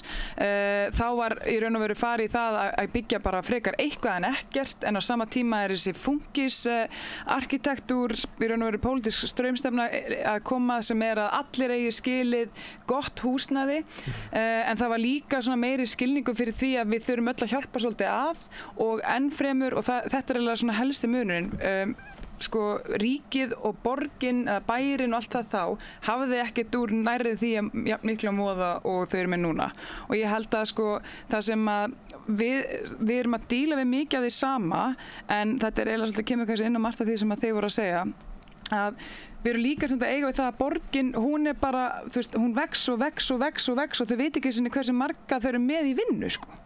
Þú veist, þannig að stjórnsýsla borgarinnar. Já, stjórnsýsla borgarinnar og ég meina auðvitað ríki búin að vaxa rosalega mikið líka og þar er þessi, þú veist, það er eitthvað með orðið svo mikið þessar stofnanir og þú veist, og jafnvel þetta stjórnmálamennir sem eru raun og veru, þú veist, við erum bara okkar starfi bókstaflega að reyna að svipa til kerfið svo að sé að gera það sem að fólki vill að geri. En okkur gengur ekkert alltaf vel með þetta. Ég meina fólk vill að þið byggja íbúðir. Já, ég veit það. En ég hugsa bara að það sem að gerist oft þegar menn hafa til þess verið lengi við, hérna, eins og það sem ég finnst ég sjá svolítið í borginni, er að þegar menn eru búin að vera rosalega lengi og það eru hérna og ég tek alltaf eftir þessu með, sérstaklega með þegar menn þegar þú ferður úr því að vera stjórnmálamaðurinn yfir að vera embættismaðurinn, sem verður borgarstjóri. Er þárt að vinna með hérna hellinga fólki á hverju leiti og það byrjar að verða mjög óþægilegt að ætla að fara að reka hérna Jón á þessari hæð eða hinn á þessari hæð og það er svo létt að leyfa bara þessu öll að stækka en taka út sparnaðinn á þeim sem er á gólfinu og er að búa til virðið sem er, þú veist, þessi grunnþjónusta og ég held bara að því að almenningur hann er ekki öll hagfræðingar og þau kunni ekki öll, þú veist, þetta fagmál sem að þið eru búin að vera lengi hérna fram og er bara, hafi öll örgulega rétt fyrir ykkur eitthvað leiti, en þau finna það bara í, þú veist, ég get ekki keypt mér íbúð, ég bara fæ lélega þjónustu af hinu opinbera, sama hvar það er, hérna, það er ekki þeirra upplifun að það sé vera dæma of marga heldur kannski of fáa. Og stjórnvöldum er alveg sama. Já, nei, það finnst bara eins og það er að kjósa okkur til þess að gera eitthvað en við erum ekki nógu hörð kannski svolítið í því að sýna það í verki vegna þess að þú veist, verki væri að taka peningarna úr þessu stóru stjórnsýslu og setja það þá að minnstakosti í grunnþjónustuna sem að næst íbúðanum. Má ég að skjóta inn í þetta sko, bara en við nefndum þetta fangelsin, ég er ekki rosalega heit í því sko, bara því að hann nefndi þessi dæmi og væntar þessi dæmi menn þurfa aðeins kannski að hugsa í einhverju nýjum lausnum, það er ekki bara alltaf að bjóða fólki upp á bara sama, að búa að reyna svo margt sko og þetta kemur svona, þetta er gömul pæling, sko, látum einkaaðilar reka fangelsin, sko. Jú, ég meina, það svo sem alveg hægt að gera, auðvitað gæti það verið einhver kostnaðarhagkvæmni í því. En menn þurfa líka að velta fyrir sér, sko, hvort að, sko, menn séu, hvort að hlutverkinu sé kannski lokið eða hvort að hlutverkið sé þrotið. Og eins í sérstaklega á þetta nú við sveitarstjórnarmálunum. Ég trú ekki að allir að taka dæmi af fangelsunum, sko. Það eru engar ekki fangelsir í Bandaríkjunum. Já, ég veit það. Við værum með sko tífaldan kostnað við fangelsisrekstur ef við myndum fara þá leið. Enda var ég að segja... Er það virkilega að leggja þetta til? Nei, ég er ekki að leggja. Ég var að segja þá að endurskoða, held ég, refsilöggjöfina. Það þarf að endurskoða refsilöggjöfina og velta fyrir sér af hverju eru fangelsin þetta full, sko. Stytta dómara af því að fangelsin eru full. Já, nei, ég held reyndar eftir 50 ára þá mun menn horfa til fangelsa, sko, sem einhvers konar á sín vistheimila dagsins í dag, þið vitið, en það þarf einhverja breytingar þarna á. Lausnin er klárlega ekki að bara fjölga fangelsum bara út í þeir óendanlega. Ég tek þetta bara sem dæmi svo annað dæmi eins og sveitarstjórnarstiginu. Að menn þurfa að fara að líta á, sko, hvert er lögbundið hlutverk sveitarfélag? Er sveitarfélagin farin að vasast í allt of mörgu? Bara tökum dæmi af leikskólum. Það er ekki lögbundið hlutverk.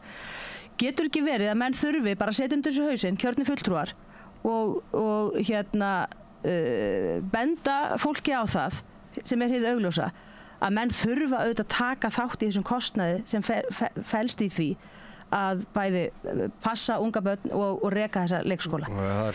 Þetta er eitt, sko, af lögbundnum hlutverkum. Að meðan að annað er lögbundnum hlutverk að koma lóðum og annað undir byggingar og koma þeim í byggingu og líða það ekki að verktakar og aðrir sitji með lóðir árum saman án þess að hafa sér fastfætti. Það er kerfið sem sprengir upp verð á lóðum. Já, ég vil ræða þetta eins og þess að, sko, þú veist, það væri náttúrulega ekki húsnæðisskortur eða það væri offramboð á lóðum. Það er alveg klárt. Og Nú, okkur ekki. Það getur verið að þeir sem eru að byggja hafa bara engan haga að þeir setja þetta á markaðinn. Jú, og við höfum alveg dæmi um það, menn sitja jafnvel á byggðum íbúðum og koma þeim ekki í sölu. Borgin er að stórgræða því að... Já, en sko, þú veist, það sem sveitarfélög þurfa náttúrulega að gera, eins og segir, það er ef þau hafa brotið nýtt land og fara í gatnagerð, þú veist, það er 3 til 5 ára ferli, þau þurfa að fjármagna þetta sjálf. Þú hafa náttúrulega ekki bolmagn til þess að fjármagna þetta sjálf, þú veist, staðan er bara þannig á sveitarfélögunum mörgum. Þannig að einhvers stað þarf að koma fjármagn að til að fjármagna þetta. Því að þú veist, þú farið kannski ekki inn fyrir þessu fyrir 5 árum eða 6 árum liðnum. Ok, þetta er alveg ágætt dæmi sem komst með hana og máli er, þetta er aftur það sem ég var að tala með þetta analysis paralysis, sko, að hérna áður fyrr á þessum tímum þess að hafa komið nokkur svona sprettir, það var 3. og 4. áratugurinn og svo 5. og 7. þar sem við þurftum bara að byggja hratt vegna þess að bara þessi grunn skylda okkar að koma þakki yfir höfuð af fólki og það sem við fórum með að gera er að vera ekkert endilega skeitum að vera endilega búin að byggja allar götunar, gangstéttirnar eða okkur framvegis, bara koma pípunum undir húsin hjá fólki og vera bara, og þú veist, skólanir við bara leysum það líka as we go. Já, nei, menna, þú veist, en fólk fekk þakki yfir höfuðið og við náðum að halda húsnæðiskostnaði niðri. Ég segi bara, þú veist, hvert er, þú veist, ok, minna, það er alltaf þetta bara, já, við þurfum, og borgin alltaf, hún er að hala inn á gatnagerðargjöldum, götur sem hún er ekki að byggja, sko. Það er náttúrulega bara þá kröfu hjá öllum flestum sveitarfélögum að hér verður ekkert byggt á þessum lóðum fyrir að öll gatnagerðin er búin, og margar götur, og stefna gangstéttar, allar lagnar. Hver setur þá kröfu? Mörg sveitarfélög gera það, Reykjavíkurborg með þessa kröfu. Já, Reykjavíkurborg er búin að byggja flesta göturnar sem við taka gatnagerðargjald fyrir, sko. Já, ég segi, sko, þeir rukka bara anyways. Áður heldur en að búa að malbygga. Já, ég held nefnilega að við getum alveg Við ætlum að vera í 60 mínútur, við erum búin að vera rúma 70. Já, það er skemmtilegt. Og Ásmundur Einar Daðarsson býður frammi, hann er eitthvað tímabundinn, hann að er það ekki rétt hjá mér? Jú. Já, og þannig að við verðum að segja þessu lokið. Og við verðum bara að koma aftur saman. Já, Þórður, Ellert, Sigríður og Alda. Já, Alda. Og ég vík með ykkur og Björn Þorláksson tekur mitt sæti en við hittum svo aftur hér á eftir seinni þættinum, ég og þú. Með því að ganga í leigjendasamtökin styður þú baráttu leigjenda. Leigjendasamtökin eru fyrir öll þau sem vilja vinna að réttlæti og öryggi á húsnæðismarkaði. Leigjendasamtökin.is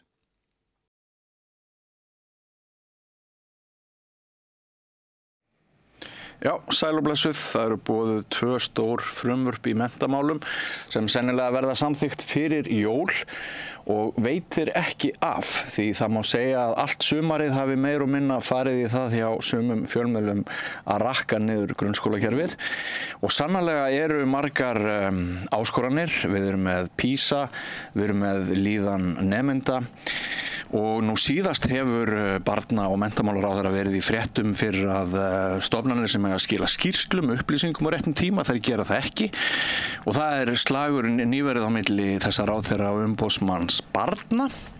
Þannig að það er að mörg að taka. Alla þessa viku höfum við staðið fyrir umræðu menntamál. Við höfum rætt við kennara, við höfum rætt við Þórdísi sem að stýrir nýrri miðstöð skólamál sem tók við að Menntavísindastofnun sem var stofnun sem að ekki gekk nógu vel að halda utan verkefnið. Og þannig að þetta er svona þetta eru nokkur dæmi það sem að okkur langar að ræða núna og höfum fengið Ásmund Einar Daðason hér í setti til okkar til þess að ræða ýmis álitin mál. Velkomin. Takk fyrir. Ég ætla að byrja á þessari umræðu sem að þessum skætingi á milli þín og umboðsmanns barna. Skiptir þetta einhverju máli? Nei, ég held að það sé bara mjög mikilvægt að hafa öflugan umboðsmann og við erum með öflugt embætti umboðsmanns barna. Umboðsmaður hefur verið að ýta við okkur með skil á skýrslum sem að ég hef farið yfir akkur hafa dregist og er væntanlega inn í þingi núna á fyrstu dögum þessa haustþings. Síðan þegar kemur svona að matskerfinu og námsmatskerfinu að þá var umboðsmaður að kalla eftir því að við myndum birta innleiðingar áætlunum innleiðingu á þessu nýja matskerfi. Við töldum og teljum að það sé ekki mögulegt að gera það fyrir en Alþingi hefur lokið sin umfjöllun. Mokkinn segir að þú réttlætir lögbrot. Já, það er þannig að svona skýrsluskil til Alþingis, ég hef sagt það, við erum í umfangsmiklum breytingum í íslensku menntakerfi. Við byrjuðum á því að breyta menntamálaráðuneytinu og það var tekin ákvörðun að skipta því upp í nokkrar áttir, meðal annars til þess að taka fastar á bæði leik- og grunnskólamálum. Í framhaldinu stokkuðum við upp miðstöð menntamálastofnun og stofnuðum miðstöð menntunar og skólaþjónustu vegna þess að við viljum fara af meiri festu inn í breytingar og þjónustu við menntakerfi sem við getum kannski farið yfir hérna á eftir. Erum búin að vera að vinna mjög stórum frumvörpum sem öll eru þannig að fela í sér kerfisbreytingar hvert og eitt þeirra fyrir íslenskt menntakerfi, þó þú takir bara eitt þeirra og það var 2 verið í umfjölluninu núna. Þetta hefur tekið ákveðið afl og hefur orðið til þess að ákveðni þættir eins og skýrsluskil og annað hafa svona aðeins orðið á eftir, þó ekki meira heldur en gengur og gerist. Lilja Alfreðsdóttir til að mynda hreinsaði upp held ég 8 ár af skýrslum þegar hún kom inn í ráðuneytið, en vissulega eigum við að standa okkur í því og ég hef bara sagt það að við þurfum að gera betur þar og þessi skýrsla er væntanlega inn í þingið á fyrstu dögum þessa haustþings. Það heyrir líka það sé verið að halda upplýsingum frá okkur vegna þess að það sé ósamstaða inn í ríkisstjórn með það hvernig að túlka niðurstöður og annað og stefnan í menntamálum sé brotin vegna þess að það eru þarna 3 flokkar sem að sumpart eru ósamstæðir í hugsun. Við vitum náttúrulega að í sumum mælingum PISA þá er ástandið gjörsamlega óboðlegt og má ekki bara segja að það hafi verið bannað að fella niður þessar samræmdu mælingar sem gert var. Já, ef þú tekur samræmdu prófin eins og þau eru uppbyggð og uppbygging þeirra það er nú ekkert launungamál að það er nú aðeins ágreiningurinn í ríkisstjórninni, það þarf nú ekki Hvernig birtist hann? Það sjá það mjög margir. Já, ég held að hann hafi einna helst birst þegar kemur að menntamálunum, þá var hann einna helst birst í því sem lítur að gjaldfrelsi og jöfnuði nemenda til þess að sækja nám. En vilja hægri menn í ríkisstjórninni einkavæða grunnskóla? Nei, þegar við höfum séð En háskólaráðherra sem er sjálfstæðiskona, hún var að fella niður skólagjöld í einkaskóla? Já, það er Þetta er eiginlega öfugt við það sem þú ert að segja. Eiginlega öfugt við það sem ég er að segja. En það er alveg ljóst að við höfum séð talsvert mikla andstöðu við gjaldfrjálsar skólamáltíðir. Sú andstaða hefur ekki verið að koma frá Vinstri-hreyfingunni Grænu framboði, hún hefur ekki verið að koma frá mínum flokki Framsóknarflokknum og hún hefur ekki verið að koma frá stjórnarandstöðunni.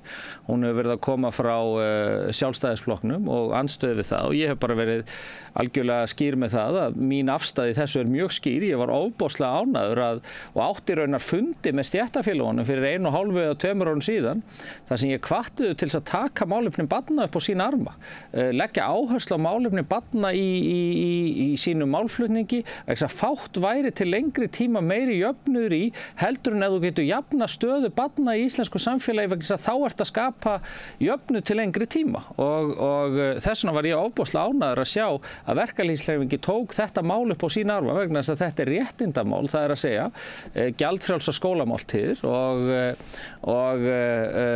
og fannst mjög sérstakt að sjá einstaka sveitarfélög leggjast gegn þessu eða einstaka bæjarstjóra eiginlega frekar vegna þess að þetta er bara í mínum huga er þetta bara grundvallaratriði og ef að menn skoða tölfræði í þessu samhengi vegna þess að það er nú mikið búið að tala tölfræði í sumar sko og þegar kemur að menntakerfinu þá við erum að sjá Ísland, það er gott að vera barn á Íslandi. Ef við berum okkur saman við bara mörg nágrannalönd þá stöndum við ansi ofarlega þegar kemur að jöfnuði, tækifærum og öðru slíku.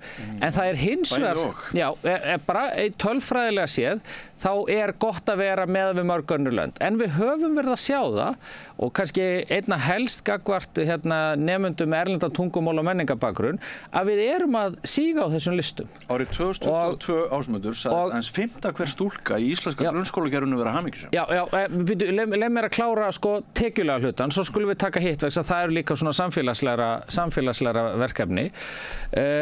Síðan sjáum við í umræddu PISA sem hefur verið mikið í umfjöllun líka að Ísland og Finnland hafa staðið framar öðrum Norðurlöndum þegar kemur að því að skoða árangur úr menntakerfinu að þá hefur félagslegur bakgrunnur ekki haft eins mikil áhrif á árangur í menntakerfi eins og í hinum löndunum. En það hefur versnað til okkur.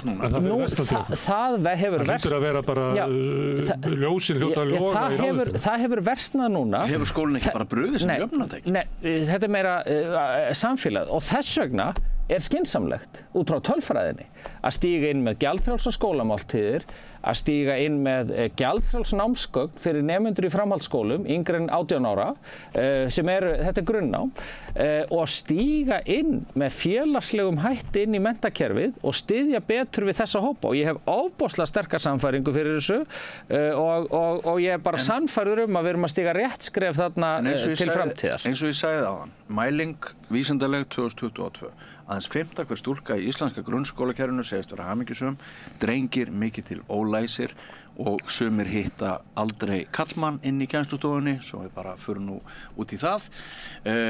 Mjög mikil togstreita tungumál, mjög mikil togstreita tækni og menningabreitingar sem að fylgja snjallsímum. Við foreldrarnir litlu skárri heima hangandi í okkar skugga yfir okkar ráftækjum, allir sambandslausir. Þetta er svolítið svo mynd sem að við höfum verið að draga upp síðustu misseri og þegar kemur ofan á þetta gjörsamlega óviðunandi árangur í PISA þótt þú munir núna segja að munurinn á Íslandi og öðrum löndum sé að öll íslensk börn taki þátt í PISA en það sé Nei, ég mun ekki segja það sko. Okay. Ég get bara sagt og bara byrja á því að segja vegna þess að margt af því sem að þú nefnir hérna eru líka áskorunum sem önnur lönd að glíma við eins og líðan stúlkna til að mynda. Það er margt ofboðslega jákvætt að gerast í íslensku skólakerfi en það eru sannarlega þættir sem við þurfum að stíga fastar inn í og betur og þú nefndir nokkra þeirra hérna og við erum að gera það með fjölþættum aðgerðum en það sem að ég hef líka verið að segja er að ef við ætlum að ná árangri í skólakerfinu, ef við ætlum að ná betri árangri í skólakerfinu þá verður það ekki einvörðungu gert með samræmdum mælingum. Samræmdar mælingar eru gríðarlega mikilvægar en þær þurfa að vera á miklu breiðari grunni heldur en eingöngu að mæla íslensku og stærðfræði. Við verðum að vinna með félagslegu breyturnar samhliða Við verðum að vinna með bakgrunnsbreytur samhliða og vinna með önnur gögn samhliða sem tengjast bara lífi barnsins. Þegar samræmdu þegar samræmd könnunarpróf hefjast aftur núna, 2 ára vetri, verður þá tekið tillit til bakgrunnsbreyta? Já, það sem við erum að gera núna samræmdu prófin voru þannig að sko, það var nú í fyrsta lagi hægt að nota þau til inntöku í framhaldsskóla.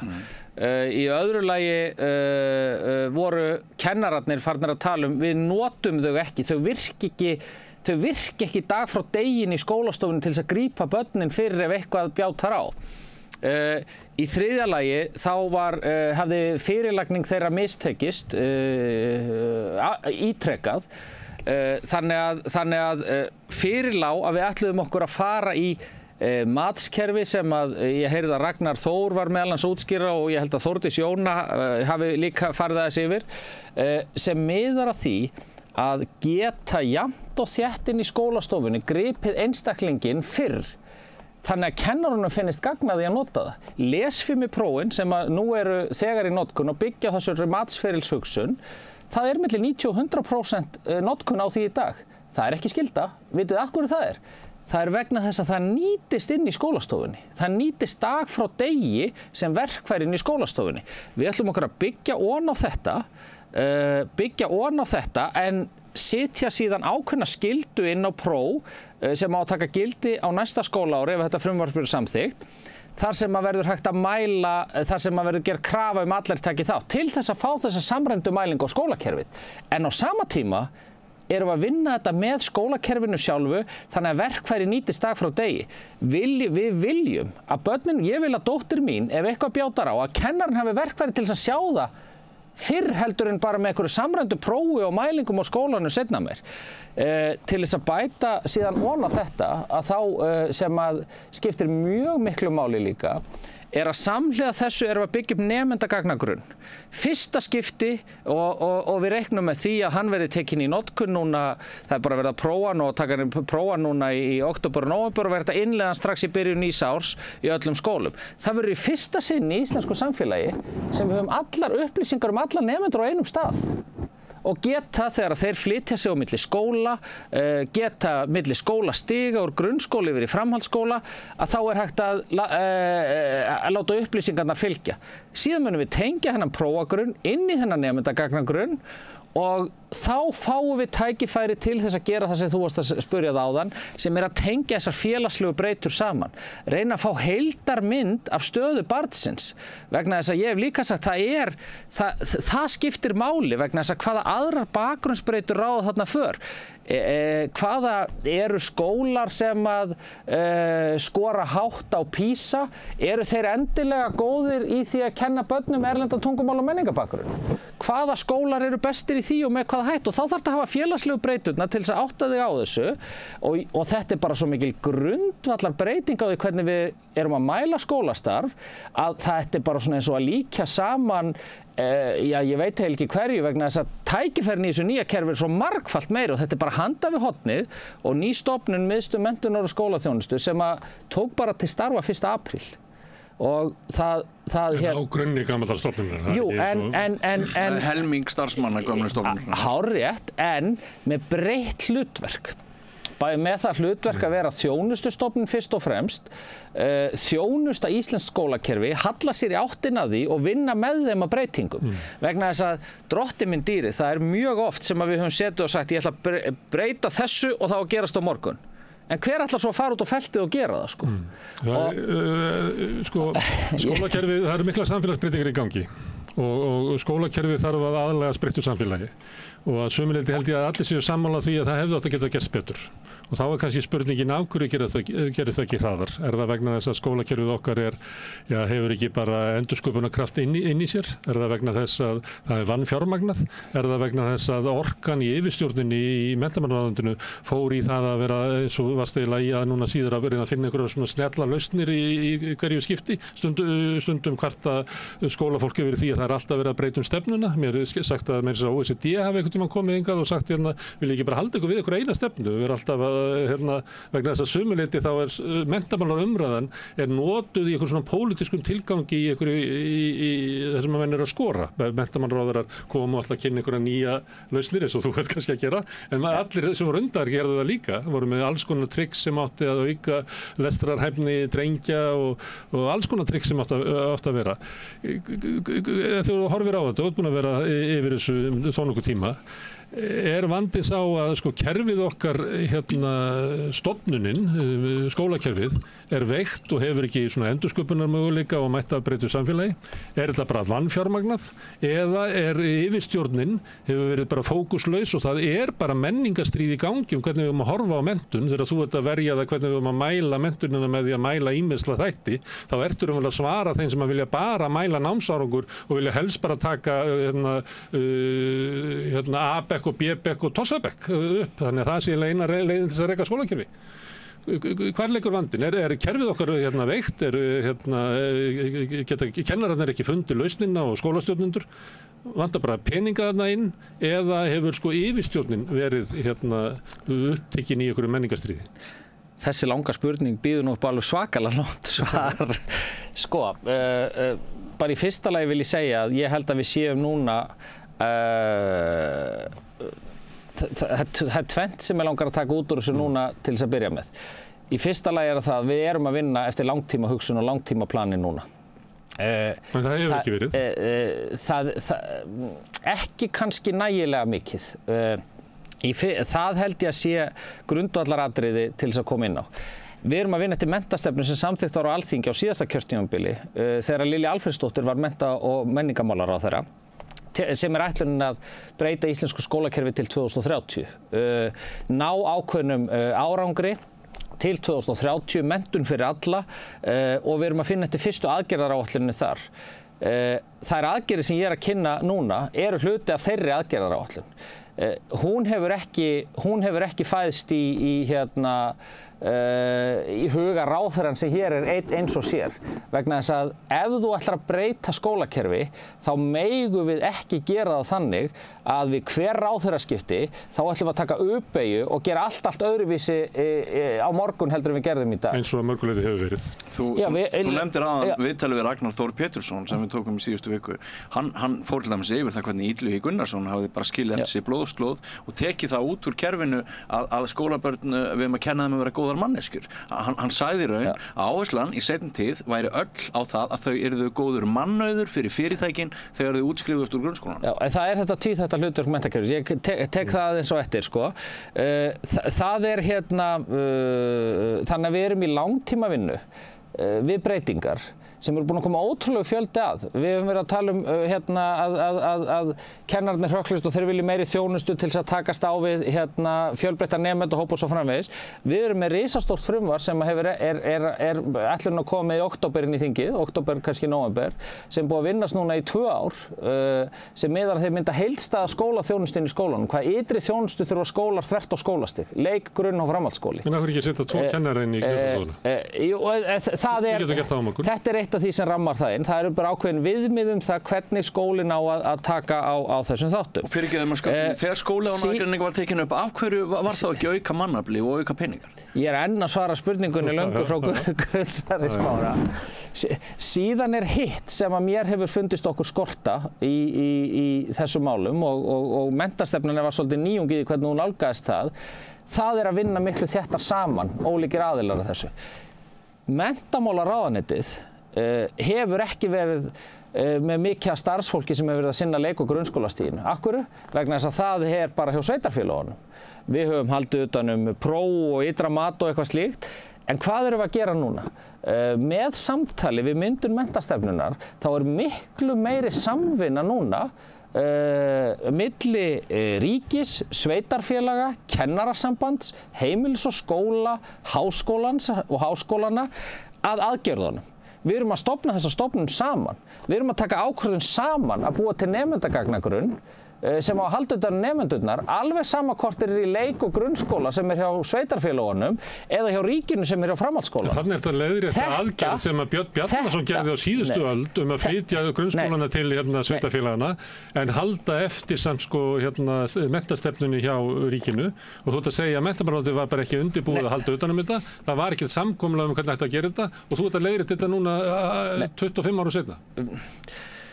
Já, þegar að grunnskólinn fór frá ríkinu til sveitarfélagana að þá rofnaði ákveðin samvinnutaug þarna á milli og það hefur, og kannski hefur það haft einna mestu afleiðingarnar í dreifbýlinu vegna þess að við vorum með fræðsluumdæmi og fræðslusvæði sem var ákveðið svona samvinnu vettvangur milli ríkis og sveitarfélaga þegar kom að skólastarfi. Síðan fór það líka og eftir það hefur þetta verið svona dálítið frjálst allt. Með þessari samvinnu þá er okkur að gefast tækifæri til að gera þetta. Annað verkefni, ekki bara nemendagagnagrunnurinn, það er að við erum núna í samstarfi við Reykjavíkurborg og fleiri sveitarfélög komið með verkefni þar sem við ætlum að fara að samhæfa móttöku barna með erlendan tungumál og menningabakgrunn. Eitthvað sem ég held að allir í íslenskri pólitík og þeir sem að fylgjast með samfélagsumræðu vilja gera og vita að það þarf að gera betur þar. Þangað til að þarf að borga. Já, og ég er algjörlega sammálaður í því. Það þarf miklu, við erum nú með fjármun inn í það núna. En gerist allt of seint. Já, ég get alveg verið sammálaður í því. Það dæmis að hann tók af, með að setja grunnskólana út í sveitarfélögin, það hefur ekki verið klárað svona stjórnsýslulegt kerfi til þess að halda utan um það, 25 ára síðan og rúmlega það, skólan aðgreiningar. Það er ekki peninga til þess að uppfylla það. Þetta eru stefnur sem er vanfjármagnaðar, leiða til þess að inn í skólastofunar er í hálfgerðu upplausn. Já, en um leið Kennararnir óánægðir, nemendur óánægðir, foreldrar óánægðir. Um leið og við náum að auka samstarf og samvinnu milli aðila, þá fáum við líka betri heildarsýn yfir það hvað er að virka og hvað ekki og það á líka við nýtingu fjármuna inn í kerfinu vegna þess að það eru fáir sem að vilja meira fá gagvirk eða fá verkfæri sem virka heldur en kennararnir sem maður hittir á kaffistofunum. En það hefur verið allt og lítið að við höfum verið að búa til verkfæri sem virka, prófa þau, gagnreyna þau og innleiða þau svo markvisst. Þannig að það er, þetta gefur okkur tækifæri líka til þess að nýta fjármagn betur. En þurfum við meira fjármagn þegar kemur til dæmis að nemendum með erlendan tungumál og menningabakgrunn? Já, við erum í mjög mikill innviðaskuld gagnvart þessum börnum í íslensku samfélagi. Ert þú með pólitískt kapital innan ríkisstjórnarinnar til þess að auka fé við málaflokkin? Sko, það er auðvitað þannig að leik- og grunnskólinn er hjá sveitarfélögunum. Framhaldsskólinn er hjá ríkinu, þó við séum að auka samstarfið. Þetta var náttúrulega samið við myndum fylgja peningar. Jú, þó við séum að auka samstarfið og samvinnuna, þá er rekstur framhaldsskólans hjá okkur. Við erum til að mynda, við erum að fara tvöfalda námsgagnaútgáfu á næsta ári. Framleiðsluna á því með nýju frumvarpi. Við erum að fara að stíga skrefin í gjaldtökuna. Og þú fyrst pening með því að reglurnar eru þannig að það verið að ýta undir að einkaframtakið búið til... Það verið farið blandaða leið. Þú þurftir að borga fyrir það til þess að fá peningi. Nei, það er farið blandu leið og það góða við samvinnuna, Gunnar, er að við fengum ólíka aðila til þess að koma að borðinu. Þar varð niðurstaðan sú í starfshópi sem skipaður var, sem bæði var með fulltrúum bókaútgáfu, einkaaðilana sem þú nefnir, en líka með kennarasambandinu og fleiri aðilum. Og niðurstaðan varð svo að fara þessa blönduðu leið en jafnframt að stíga gjaldfrelsiðin í námsgögnin, af því að það er líka þar, og þar eru við kannski aðeins ósammála, að mín lífsýn er svo að ef að við fáum ólíka aðila til þess að vinna saman, þá er blöndu leið oft á tíðum svo sem skilar okkur bestri niðurstöðu. En þú fær peninga í þetta frá Sjálfstæðisflokknum með því að einkageiring komið Sigur Ingi er nú fjármálaráðherra núna. Já, en þú fær það ekki í að bæta tungumálakunnáttu innflytjenda af því að einkaframtakið getur ekki greitt á því. Við erum með, ég get alveg sagt ykkur það, til þróunar og verkefna og þróunar í grunnskólum á næsta ári. Þá held ég að við aldrei í prósentum talið orðið jafnmikil aukning eins og verður í fjárlögum næsta árs. Ég hef átt gríðarlega gott samstarf við Sigurð Inga Jóhannsson, fjármálaráðherra. Þar eru við að fá fjármagn til þess að stíga inn í verkefni sem snúa meðal annars að nemendum erlendan tungumál og menningabakgrunn. þar þurfum við að gera betur og við munum þurfa að gera miklu betur.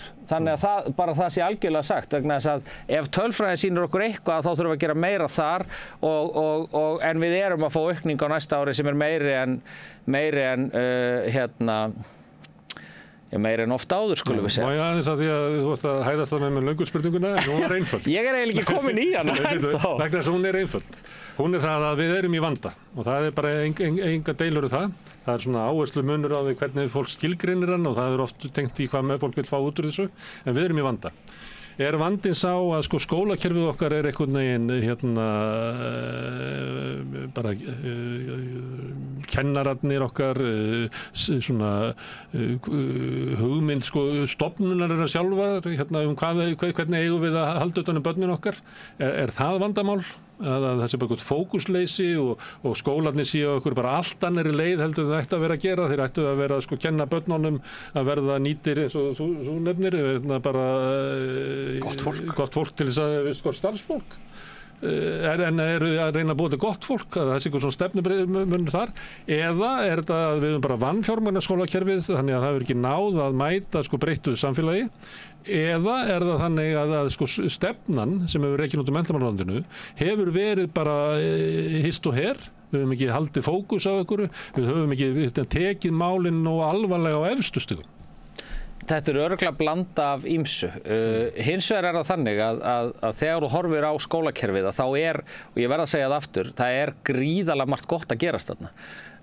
Við erum að búa til oft á tíðum einstaklinga sem að gera það alveg ótrúlega gott og að byggja þetta samfélag og halda því uppi og skapa hér verðmæti og tónlist og menningu og svona getur áfram talið. En í okkar hljómar þetta pínu eins og þú sért að segja aðgerðin var góð en sjúklingurinn, aðgerðin hefnaðist vel en sjúklingurinn dó. En það eru atriði sem við þurfum að laga. Það er ekki eitthvað eitt svar eða einhver ein aðgerð sem mun koma inn á borðið og verði til þess fallin að segja bara, heyrðu, ef við bara gerum þetta, þá verður samfélagið gott. En síðan eru alltaf svona innri átök á milli þess hvað á að koma út úr skólakerfinu. Hvernig ætlum við að vinna með einstaklingana í skólakerfinu? Og líka hvernig skólakerfinu er stjórnað? Sjálfsögðu. Og það er held ég þessi ágreiningur á milli mögulega þín og Sjálfstæðisflokksins sem að oft stillir sér upp þannig að það er sá sem fer með fjárveitingavaldið, hann á að stýra skólunum og þess vegna verður að vera samræmt próf þannig að hann getur deilt peningunum víðar. Það er svona vantraust á að kerfið sjálft finni réttar leiðir og það þarf að vera fjármálastjórn sem að stýri hvert kerfið fer.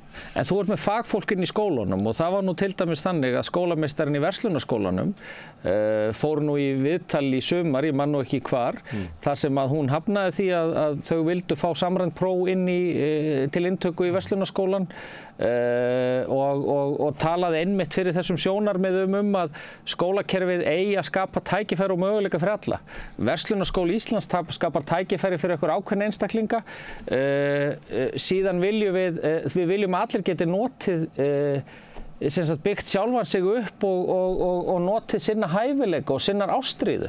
Og það eru kannski aðri skólar í öðrum verkefnum. Við höfum verið í átaki til dæmis núna í eflingu verk- og starfsnáms. Erum að byggja við alla verk- og starfsnámsskóla á Íslandi að því við viljum að þeir sem að hafi áhuga, getu og þekkingu og hæfileika til þess að vinna í því að þeir geti farið í það. Þar hafa verið biðlistar eftir að komast inn í það námi. Það var ekki þannig fyrir 10 árum. Það er fráleitt í kerfið í samfélagi sem vantar innan að þessi biðröð eftir að fá að læra að vera rafvirki. Já, en fyrir 6-8 árum þá var bara engin biðlist eftir að fara í það. Það vildi engin læra þetta. Það vildi enginn fara í verk- og starfsnám, enginn, þetta er nú kannski alhæfing, það voru ekki biðlistar, síðan var farið í ákveðnar breytingar hvað það snertir og Lilja Alfreðsdóttir gerði það, sem hefur valdið því að það er aukning þarinn og nú erum við að fara að byggja við nánast alla verk- og starfsnámsskóla í landinu og það er komið á stað og við erum búin að tryggja fjármagn í það, að því við viljum mæta þessu. Er það hópur sem er líklegt að hefði sótt í verslunarskólanum? Nei. Er annar hópurinn verri en hinn? Nei. Hann er bara að nýta sína styrkleika á þann hátt sem við viljum og þannig viljum við að skólakerfi sé og samfélagið að allir geti fundið nám við hæfi og það skiptir máli og það finnst mér hafa svona, við megum ekki horfa of þröngt á skólakerfið og það er bara að skilja einhver ákveðni niðurstöðu af því það er ekki verkefnið þess. Umræðan er náttúrulega ekki eins svarthvít eins og stundum er málað upp, hún er flókin. Við erum hér í því hlutverki að reyna að spyrja í gagnrýnina spurninga. Og ég hef mjög gaman að því. Það er ágætt. Þú myndist á hann á viðtali við Ragnar Þór Pétursson, þú hefur þá hort á það viðtal eða hvað? Já, ég hlustaði á það. Þú hlustaðir á það og þar kom meðal annars fram að hans áhyggjur af því að þótt þessi rými til þess að kenna dygðir inn í skólanum þá sé svona það sem að veitir lífi unglinga, barna og hérna fullorðnu við þurfum eitthvað inntak, við þurfum við þurfum eitthvað annað en Excel-skjöl og þurrar staðreyndir við þurfum að hugsa stöð okkar í lífinu. Hann talaði að hvítbók Illuga hefði valdið stórskaða og af því að þú ert nú æðstur í þessum menntamálum, bara það eitt og sér þurfum við að nálgast skóladaginn hjá venjulegum nemendum með allt öðrum hætti en við höfum gert. Út frá þessu að hætta að hugsa bara að búa til mannauð fyrir fyrirtækin, heldur huga að hverjum og einum einstaklingi og inntaki sálarlífi hvers og eins einstaklings. Meðal annars með vísan til þess sem við nefndum áðan með líðan barna, sérstaklega sem að stelpum líður ekki nógu vel. Sko skólarnir eru, ef við förum inn á kaffistofurnar í skólanum og tölum við fagfólki þar og það er bara fátt sem að mér finnst skemmtilegra heldur en að fara þar inn, eiga spjalli bara svona eins og við erum eiga hérna.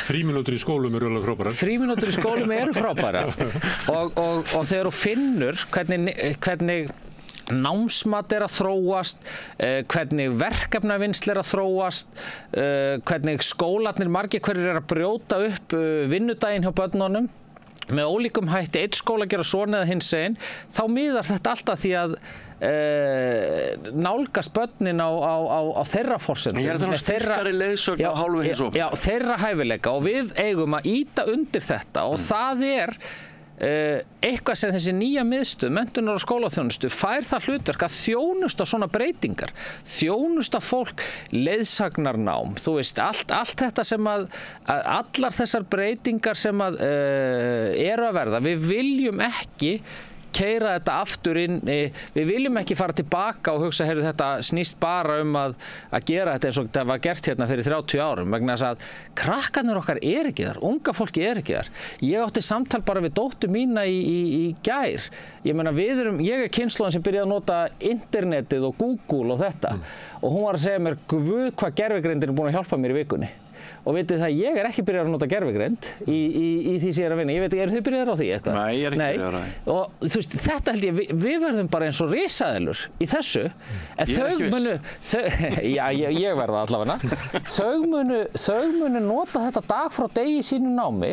Þú veist, þannig að þetta er alltaf að breytast skólastarfið og við megum alls ekki draga úr því að skólarnir fá að þróast í þessa átt og við höfum frekar að undir það. En hefur verið ómikil áhersla á börn sem einingar, hlekki í keðju fyrir atvinnulífið og svo stöndum við bara uppi með gjaldþrota samfélag þar sem engum líður vel og við höfum búið til mannauð fyrir atvinnulífið en við gleymdum öllu hinu.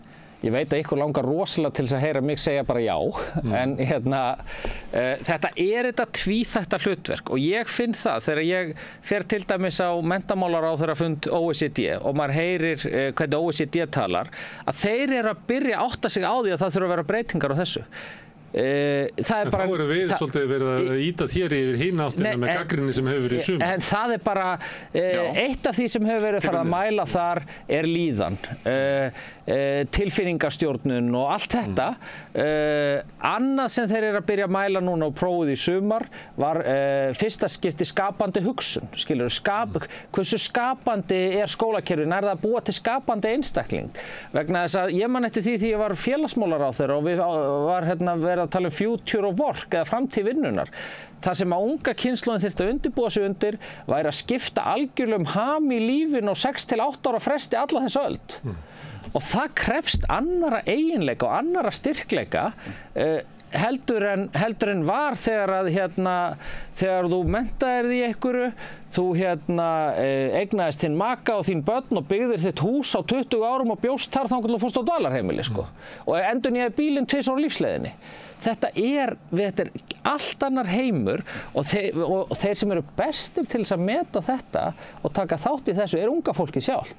Og það að byrja að hafa miklu meiri skoðun á sinni menntun, finnst mér allavega, og bara á samfélaginu. Það líka sverfur að þeim. Þau hafa bara meiri áhyggjur af framtíðinni heldur en börn hafa haft núna. Já, og líka hafa fengið raddir til þess að þessi á þau hlustað. Já. Og við eigum að ýta undir það vegna þess að ef einhver á að skapa sína framtíð, þá það unga fólki sjálft. Og mér hefur alltaf fundist þegar verið að tala að ungt fólk eigi ekki að fá að kjósa eða semst að lækkun kosningaldur. Ég myndi vilja lækka kosningaldur meira heldur en í 16 ár, sko. Það eiga náttúrulega bara allir að fá að kjósa. Já, það eiga bara, já, kannski, þú þarf nú svona Ég hef haldið því fram hér. Já, maður getur alveg velt. Foreldrar þá geta komið með atkvæðarétt í barnanna sína eftir 7 ára aldurs.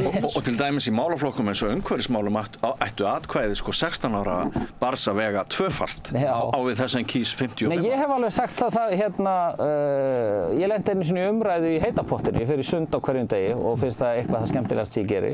Fyrir að vera á kennarastofunum. Já, sundið það er svo gaman að sko samfélagið fólkið og samskipti milli fólks.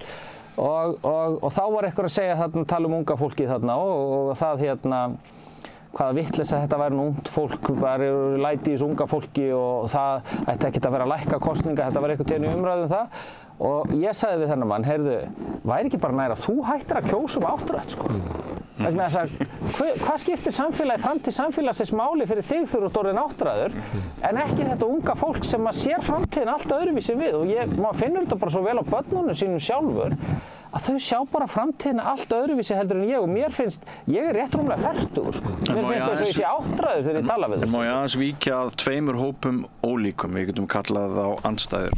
Annars vegar bestu börnin okkar, það að segja bestu í þeim skilningi börnunum sem gengur best í skólanum, það náttúrulega ekki bestu börnin. En þau börn sem eru að skara fram úr í námi, þau eru samkvæmt þessari blessuðu PISA-mælingu bara orðin ofboðslega fá hér á Íslandi og horfir í einhvern svona skort á leiðtogum að óbreyttu og margir hafa sérstakar áhyggjur af þessu og svo það hinn hópurinn sem náttúrulega miklu stærri og kannski meiri vandi. Ég veit að það voru ekki allir nemendur sem komust inn í framhaldsskóla núna, ekki í fyrstu umferð og mér minnir að það hafa komið fram í umræði við kennarana að 600 eða 700 grunnskólabörn þau bara mæta ekkert í skólan.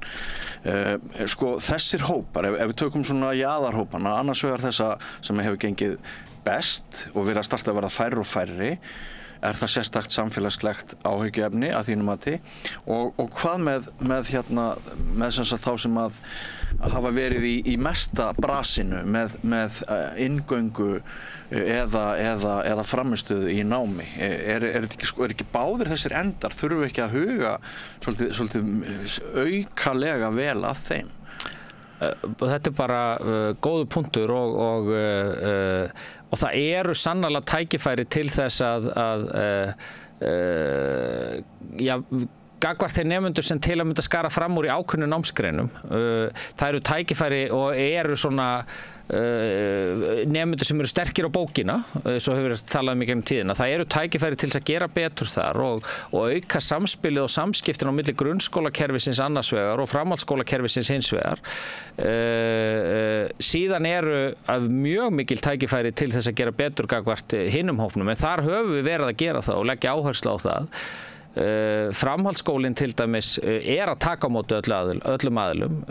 Það hins vegar þannig að eins og þú réttilega bendir á að það ekki samkeppni nemendurna sem eru aðeins sem eru svona jaðarsettir. Ég meina eftir að innritun lauk í framhaldsskólana í vor, þá var allstór hópur nemenda sem engin skóli vildi. Nokkrir tugir. Já, allstór hópur og var bara unni með það og við tryggðum þeim öllum skólaplás og þá velti maður fyrir sér samkeppni nemendur. Er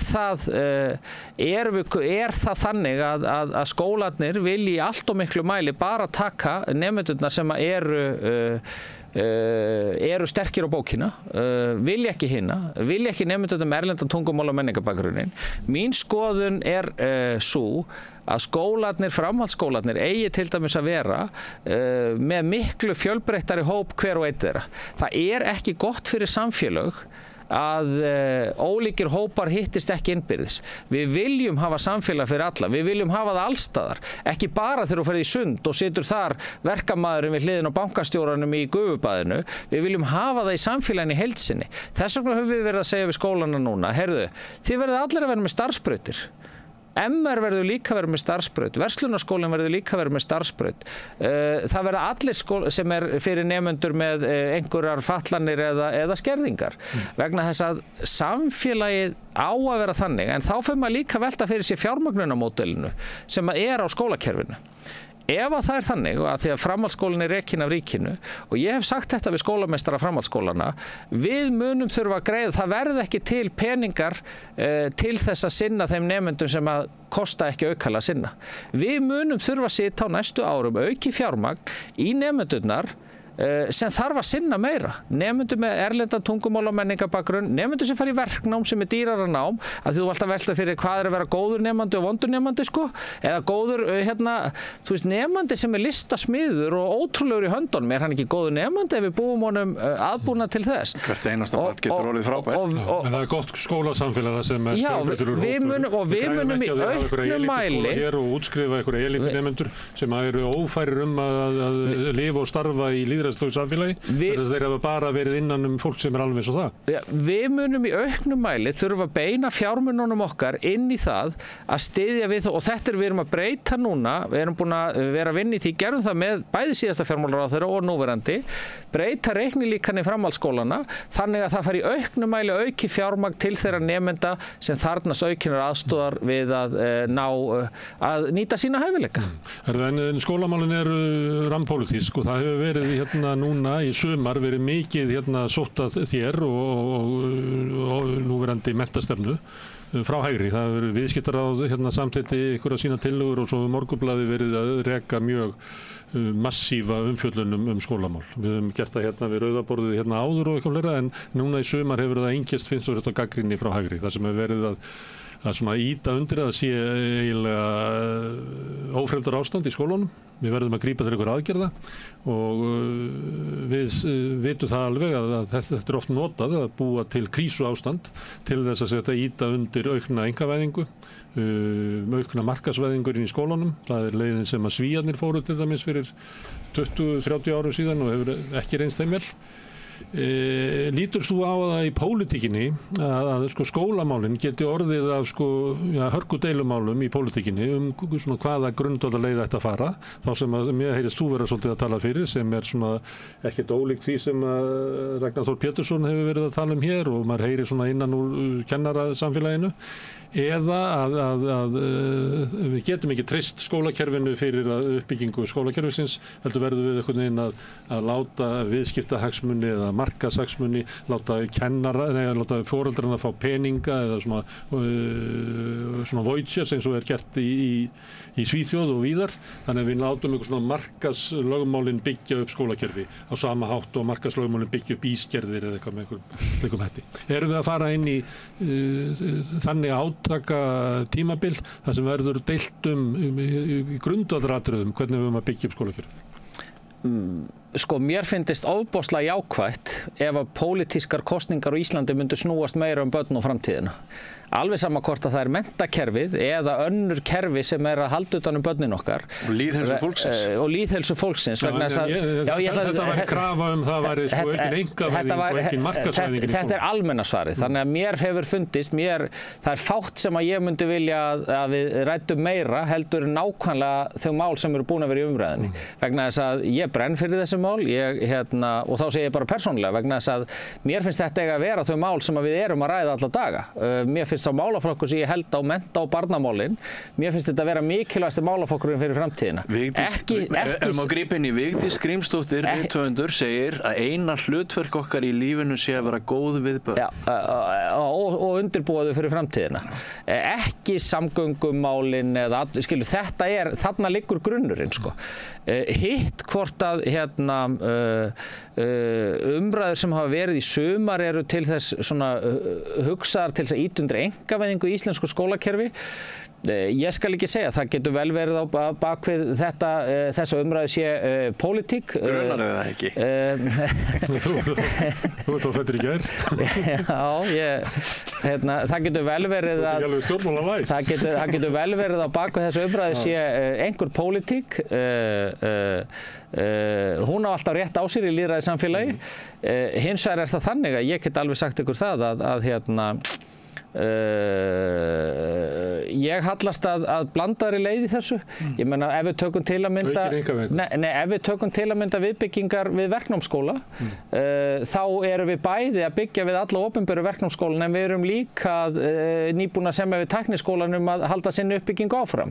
Þannig að þar erum við að fara að blandaða leið sem eru í eigu samtaka fyrirtækjaeiganda. Já, en með samningi við menntamálaráðuneyti. En við erum líka að byggja við Menntaskólann á Ísafirði, Fjölbrautaskólann á Sauðárkróki, Verkmenntaskóla Austurlands, Fjölbrautaskóla á Norðfirði, Fjölbrautaskóla Suðurnesja, Fjölbrautaskólann í Breiðholti, Borgarholtsskóli, svo í framhaldinu, allt eru þetta opinberu skólar. 12.000 fermetrar sem við ætlum okkur að byggja við þessa skóla á næstu svona 5 næstu 2 til 6 árum og með fjármagni í það. Síðan er það bara þannig að mér finnst þessi umræða varðandi þessi mál endurspeglast meira í umræðunum gjaldfrjálsu skólamáltíðirnar og gjaldfrjálsu námsgögnin og það sem þar lítur að, vegna þess að þar finnst mér kristallast ofboðslega sterkt bara ágreiningur,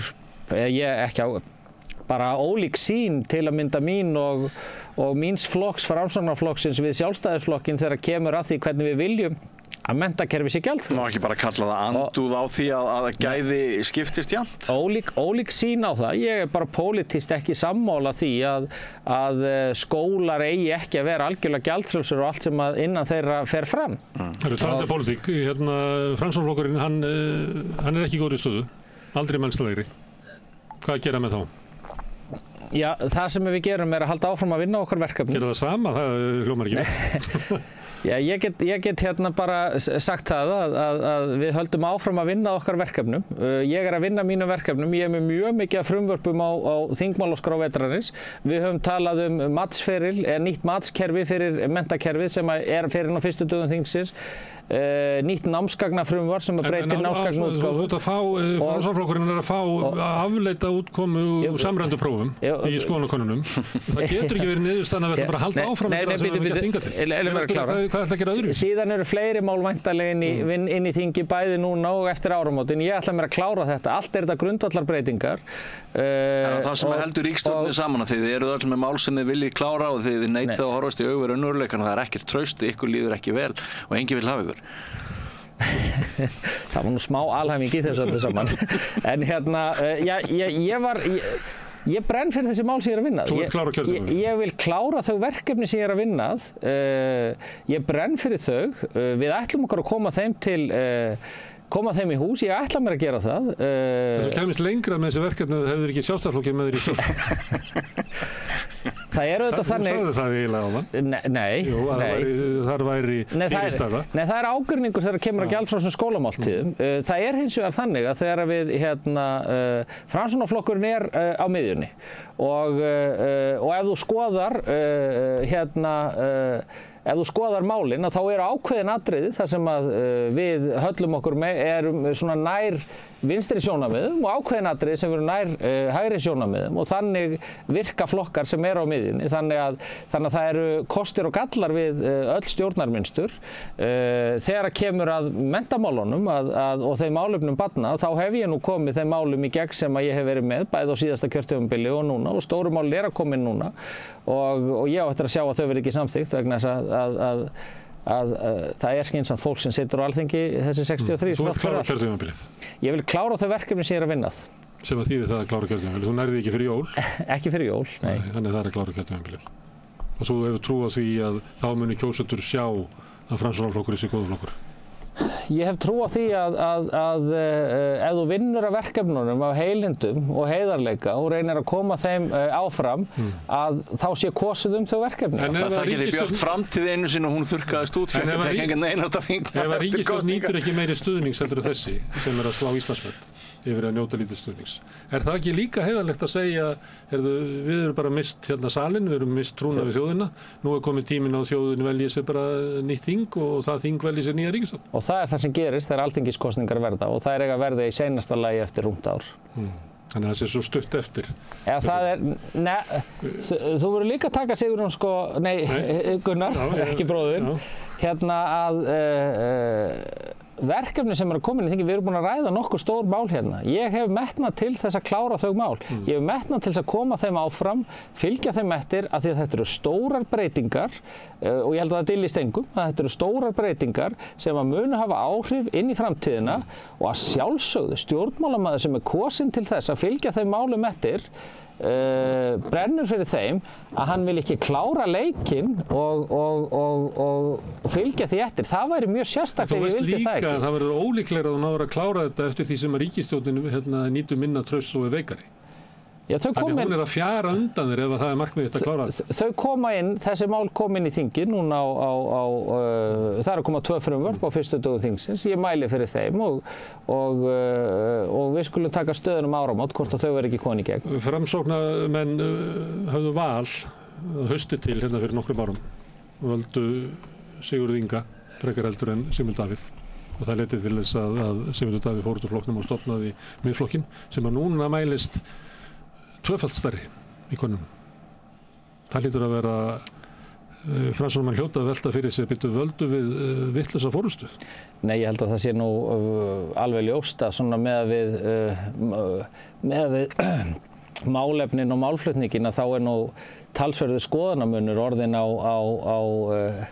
málum þarna, hvort sem að lítur að skólamálum, félagshyggju og annað. Ég er félagshyggjumaður og aldrei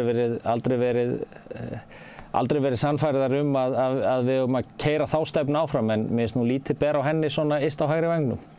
Þannig að Miðflokkurinn er eiginlega orðinn líkari Sjálfstæðisflokknum heldur en Framsóknarflokknum. Þau hafa verið að keyra dálítið hart inn í svona eiginlega hægra megin við Sjálfstæðisflokkinn í mörgum málum og það er ekki miðjan og það er ekki félagshyggju nálgun og þar liggur algjörlega mín taug og í öllum mínum verkum. Þannig að því að þú varst að tala um hvernig er erfitt að koma málum áfram,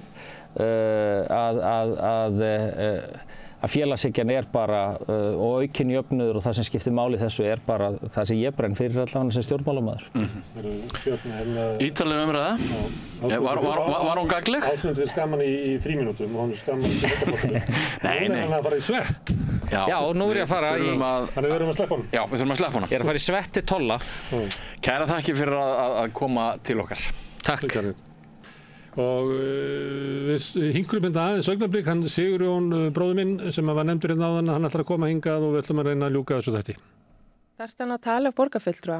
Borgarfulltrúar Sósíalistaflokksins eru með viðtalstíma alla mánudaga klukkan 13:30 til 14:30. Það þarf ekkert að bóka tíma, endilega kíkjum við í Bólholt 6, 105 Reykjavík.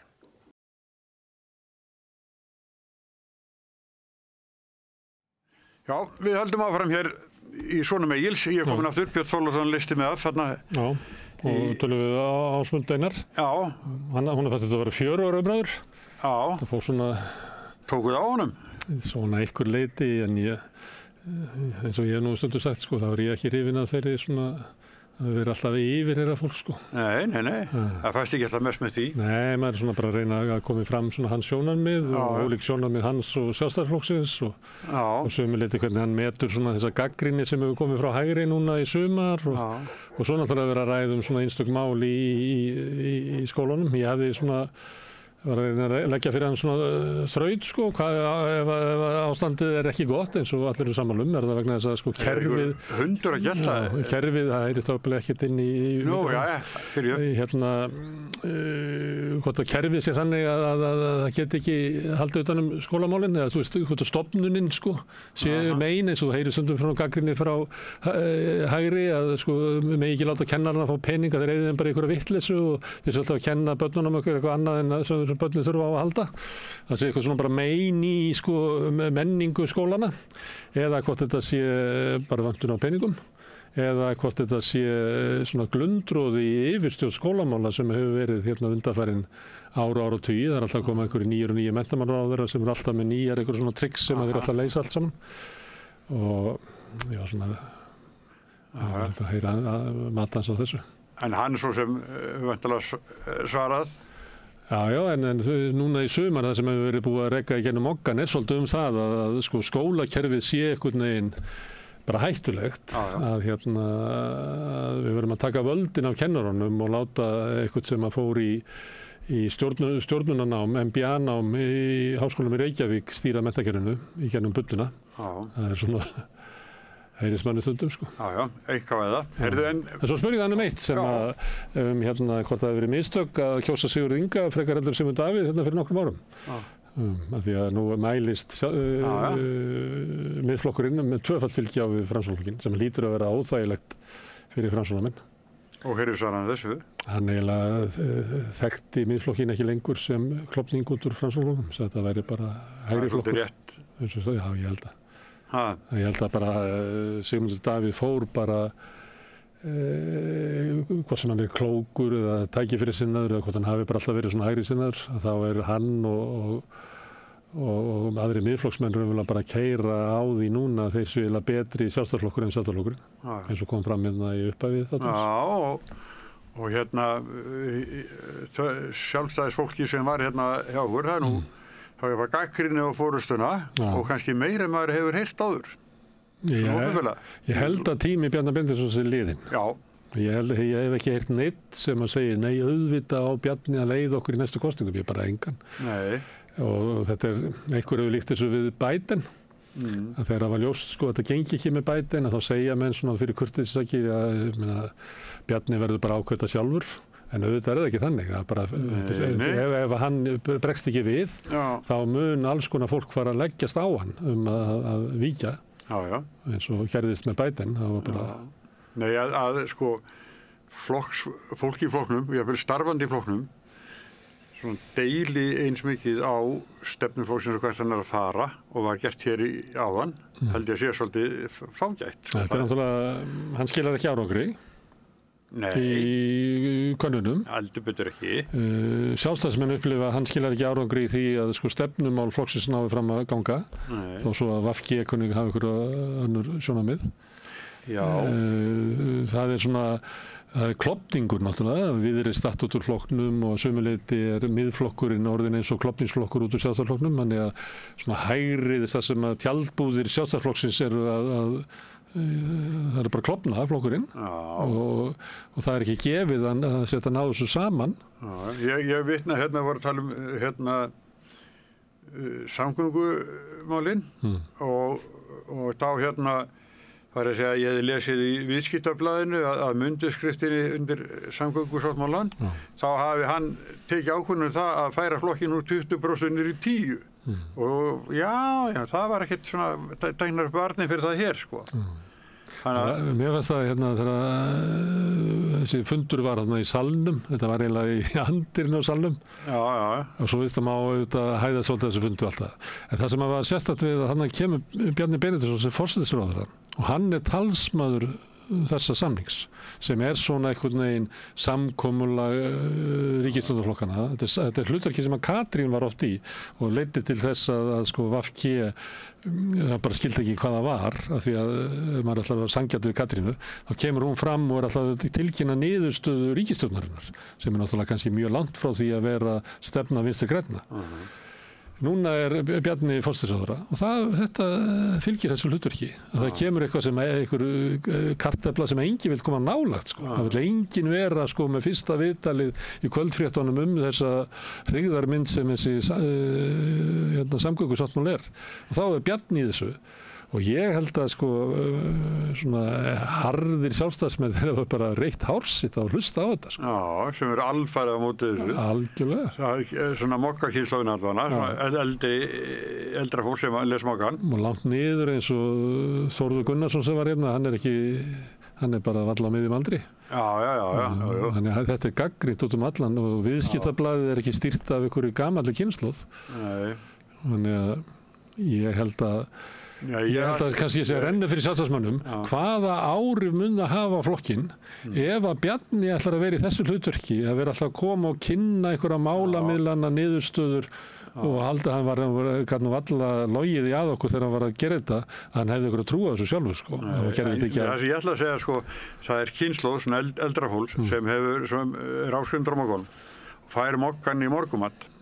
Og þar sem sagt andstaðan við samgöngusáttmálann svo mjög sterk, ég átti við það að það fólk sko þegar ég var að hjóla hérna í Reykjavík þá svona flautað á bara illa við að væri einhverju hjóli sko. En þannig að hjólreiða fólki sé að grafa undan samgöngunum. Já, ég heyrði eitthvað frá hinum sko. Já. Þetta fólk sem oft hefur trúið alls konar fólk sé að grafa undan samfélaginu sko. Einflytjendur, transfólk, hjólreiða fólk, allir einhvern veginn að taka af þeim hérna. Já, við sem erum hjólum séu komin í svona eitthvað skotmark. En þetta með Framsóknarflokkinn, hann náttúrulega aldrei mest lægri. Nei. Og ég meina það segt í þessu flokki, en ég veit ekki hvað, er þessi flokku líkur því sem hann var fyrir 20 árum eða 30 árum eða? Ég átta mig stundum ekki á því sko hvað þetta eru öfluga stofnanir. Nei, sko þeir voru með Steingrim Hermannsson sem formann, það var náttúrulega hann var svona virtur maður og var lengi vel vinsælsti stjórnmálamaður þjóðarinnar og kunni að tala svona í takt við tilfinningar almennings sem að ég held að Sigurður Inga takist það ekki. Nei. Það var reyndar svona í kosningunum að þarna er ekki bara best að kjósa Framsókn að þá var hann svolítið svona í hlutverkinu svona er þetta ekki, það er svolítið sagt í Bandaríkjunum sko, að sé í kosningum með svona mælikvarða á með hverjum vildur þú drekka bjór. Og Sigurður vann það eiginlega í þessum kosningum. Það var svona viðkunnalegu kall og eitthvað svona. En ég heyrði aðeins að honum í morgun og svo var hann náttúrulega í Kastljósi í vikunni. Já, það er hann deljaræði bara. Já, og hann er alveg harður á þessu sko, að ástæðan fyrir því að svona fáir segist alltaf kjósa Framsókn og svona fáir alltaf styðja ríkisstjórnina, er að fólk hefur bara ekki kynnt sér nógu vel það sem við stöndum fyrir. Sem að þú heyrir reyndar sko, Bjarnar Ben tala svona. Þetta segir sjálfstæðismenn líka, það er að kynna betur stefnumálinn okkar búin að vera í ríkisstjórn síðan 2009 sko. Og ríkisútvarp sem alveg bara þjónar þeim alla daga sko, eru alltaf í settinu að útskýra. Og ef þú dráð þeirra og getur ekki útskipt fyrir þjóðinni hvað þetta að gera, þá myndi ekki geta gert það neins staðar annars staðar. Sko. Ég næ ekki alveg okkur sko, stjórnmálafólk selur sér þessa hugmynd. Það er ég mismælti með, þeir eru búin að vera í ríkisstjórn síðan 2013. En þau hafa haft tækifæri til að gera ýmislegt en ekki gert það. Og líka eins og Sigurður Ingi, því nefnum hann var náttúrulega innviðaráðherra þegar að sko húsnæðiskreppan var að sko þegar voru kannski tækifæri til þess að gera eitthvað og hann gerði ekkert, hann hélt bara einhverjar glærusýningar og tilkynnt einhvern veginn að húsnæðis- og mannvirkjastofnun myndi fara að fylgjast með því hvað húsnæði verið í byggingu eins og verktakar geti ekki bara kíkt á það. Það er eins og að við ættum að fara og telja inn í Selgætisbarnum á Hagkaup hvað verið mikið búið að lakkrísnum, lakkríssalinn bara getur gert það sjálfur. Það var svona hugmyndur að þetta væri alltaf vegna þess að verktakarnir hefðu ekki heyrt af húsnæðisskortinum sem að ég veit ekki hvaðan þessi hugmynd kemur. En það var farið í eitthvað svoleiðisaðgerðir og síðan hefur bara ástandið sko munurinn á því hvað er byggt og hvað þarf að byggja er bara aldrei verið meiri sko. Nei. En samt var þetta sko innviðaráðuneyti búið til fyrir hann, það var sniðið fyrir hann því að hann var að fá stórt ráðuneyti, alveg eins og Katrín fekk forsætis og Bjarni fjármála. Hún fekk sko risaverkefni sem er húsnæðismál sem að ég held að allir sem sammála að eru í algjöru lamasessu á Íslandi. Ég segi það, hann vildi fá mikið en reyði greinlega ekkert við það. Svo kemur hann í svona á svona ögustundu sko þegar að fólk horfir fram á að þessi efnaðskreppa heldur áfram, það er ennþá þessi hávasta stefna á hana og þá segir þetta er bara ekki genunum á okkur, maður hafa verðbólgu. Það var, manstu þegar fyrir nokkrum árum þegar vindrismálinu, þá sagði setningun að það er flókið mál að eiga pening á Íslandi. Sérst að menn verði alltaf að fela þetta í aflöndum og þá sagði hann að það er flókimála eða peninga, eitthvað þá verður það. En það er setning sem ekki gleymis. Ég held að þessi DNA-setning gleymist ekki. Nei. Og ekki hjálpar þetta flokknum sem mælist núna síðast með rúm 6% af fylgi. En samt var, Framsóknarflokkurinn voru með flokksþing núna miðja vetur eða snemma eða síðla vetrar. Og þá kusuðu hann sem formann, sem eiginlega yfirlýsingum hann eigi að leiða flokkinn í næstu kosningum. Hvað telur líkur á því? Þannig að Bjarni Ben mun ekki leiða Sjálfstæðisflokkinn í næstu kosningum. Kom ekki til greina. Katrín Jakobsdóttir ekki VG. Nei. Sigurður Ingi Framsókn? Ég væri Framsóknarmaður, þá myndi ég vilja einhvern annan. En ég veit ekki hvort hann haldi þetta út. Jú, kannski. Hann hefði getað opnað fyrir Lilju eins og sagt var að Bjarni hefði getað gert þarna þegar hann hefði getað notað tækifærið og fært sig og látið Þórdísi Kolbrún bara verða forsætisráðherra til þess að byggja hana upp sem framtíðarleiðtoga. En ég meina þeir báði líta svo á að það sé eitthvað eftir af þeim. Ég veit ekki hvað það... Já, hvers vegna? Hvort það sé þannig, Já, ég segi hvaðan þeir fá þá hugmyndu. Það er náttúrulega eitthvað leiti flokkarnir orðið svolítið þannig að sá sem að situr þarna efst, hann hefur eiginlega allt í hendi sér. Já, það er verið lengi. Þegar Davíð að forma Sjálfstæðisflokksins þá fór enginn gegn hans vilja í einu. Nei, hann var náttúrulega kannski sá formaður í stjórnmálaflokki sem að við munum eftir sem að hafði best tök á sínu. Það var ótrúlegur ótti bara gaggóttanum. Ég man að aldamótin að þá var aldrei nefndur orðið Það var maðurinn í Hvítahúsinu, Krulli. Foringinn. Foringinn. Þegar þú hættir að geta nefnt nafnið, þá ertu komin á mjög hálar brautir í einhverju persónudýrkun. Ég hlusta á foringinn í gæri. Hann var jánað með það. Þú maður þetta þessu, það er bara, það mátt ekki nefna hann. Eins og Voldemort í Herðu, þetta er svona staðan í pólitíkinni. Þetta var gekk þetta hjá okkur að hafa bara hægra fólk Við gerum þetta kannski ekki oft. Nei, mér finnst það bara að gera. Þá vorum við bara þeim megin í pólitíkinni.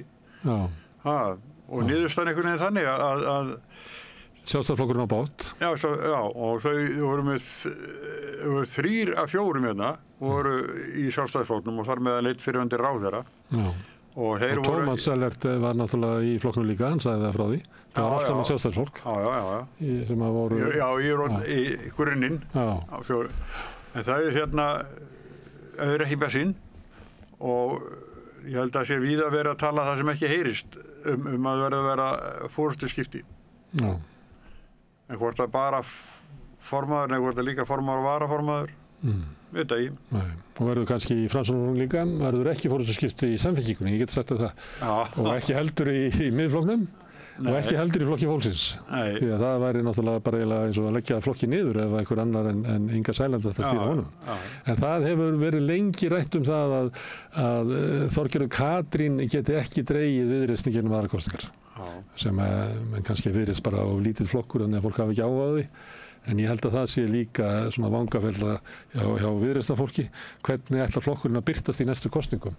Og það er ekki endilega að gera það bara með þingliðinu eins og það er núna. Þeir þurfum líka að fá okkur á kröftu endurnýjun.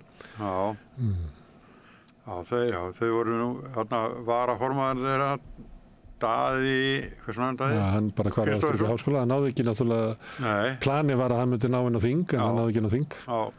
Og þeir voru með hann þarna til þess að geta lagt sérstaklega áherslu á kvótann og auðlindamál og eitthvað fleira. En síðan hefur kannski ekki orðið mikið það í flokknum, ég veit það ekki. Nei, ekki mikið. Þau hafa svolítið verið í því að taka málin sem að Kristrún og Samfylkingin hentu frá sér, sem eru evruna og þau hafa mest talað hana.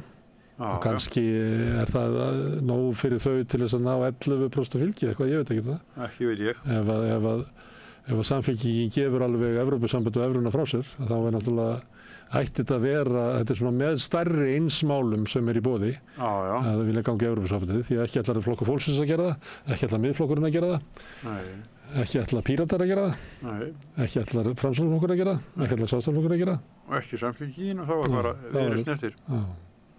Herðu, við ræðum kannski Viðreisn og fleiri flokka Næsta sunnudag. Já. Segjum þetta gott í bili á þátturinn Synir Egils, hann búinn. Við þökkum gestum okkar kærlega fyrir sem hafa hingað komið og ég þakka Sigurjóni og Birni Þorláks fyrir að spyrja hér og Laufey Ólafsdóttur fyrir að taka upp og senda út og ykkur fyrir að hlusta og sem hafa breytt þessu samtal okkar í fjölmiðlum. Minni á eins og ég gera ofta að þið getið hjálpað okkur við að byggja upp dreifikerfi með að segja að vinum og vandamönnum frá efni sem þið sjáuð hér og heyrið sem ykkur líkar. Þannig vita fleiri af okkur og þið getið sagt að það má finna efni okkar á Facebook og YouTube og öllum hlaðvarsveitum í útvarpinu 89,1 á FM á stór höfuðborgarsvæðinu og þær útvarpsendingar má líka sækja á spilaran, spilari.is á netinu og svo spilar líka app sem má hlaða niður í síma og hlusta á samstöðun og allar íslenskar útvarpsstöðvar hvað sem í heiminum. Við erum komin í sjónvarpið til þeirra sem svo heppin að skipta við síman fjarskiptafyrirtæki, það eru með 5 á fjarstýringunni, kannski munu önnur fjarskiptafyrirtæki bjóða sínum viðskiptavinum líka upp á efni frá samstöðinni. 24 tíma sólarhring 7 daga í vikunnar allan ársins samfélagsumræða í þessu þætti við rauðaborðið og í öðrum þáttum samstöðarinnar. Samstöðin hefur verið byggð upp af áskrifendum, það eru þeir áhærendur og áhorfendur sem leggja okkur lið. Þú getur slegist í þann hóp með því að fara inn á samstöðin.is, það er hnappur sem ástendur áskrift. Þar getur þú skráðið fyrir 2.500 krónur, þú mátt borga meira ef þú vilt og því sem kjósi getur látið áskriftin að renna sem félagsgjöldin í Alþýðufélagið, en það er einmitt Alþýðufélagið sem á og rekur samstöðina. Þetta er fjölmiðill í eigu áhorfenda, áheyrenda og lesenda. En þetta er búið í bili, ég óska ykkur bara góðar skemmtunar það sem eftir að helginni. Ég verði hérna næst annað kvöld klukkan 8 þegar rauðaborðið hefur sína umræðu. En takk fyrir í bili.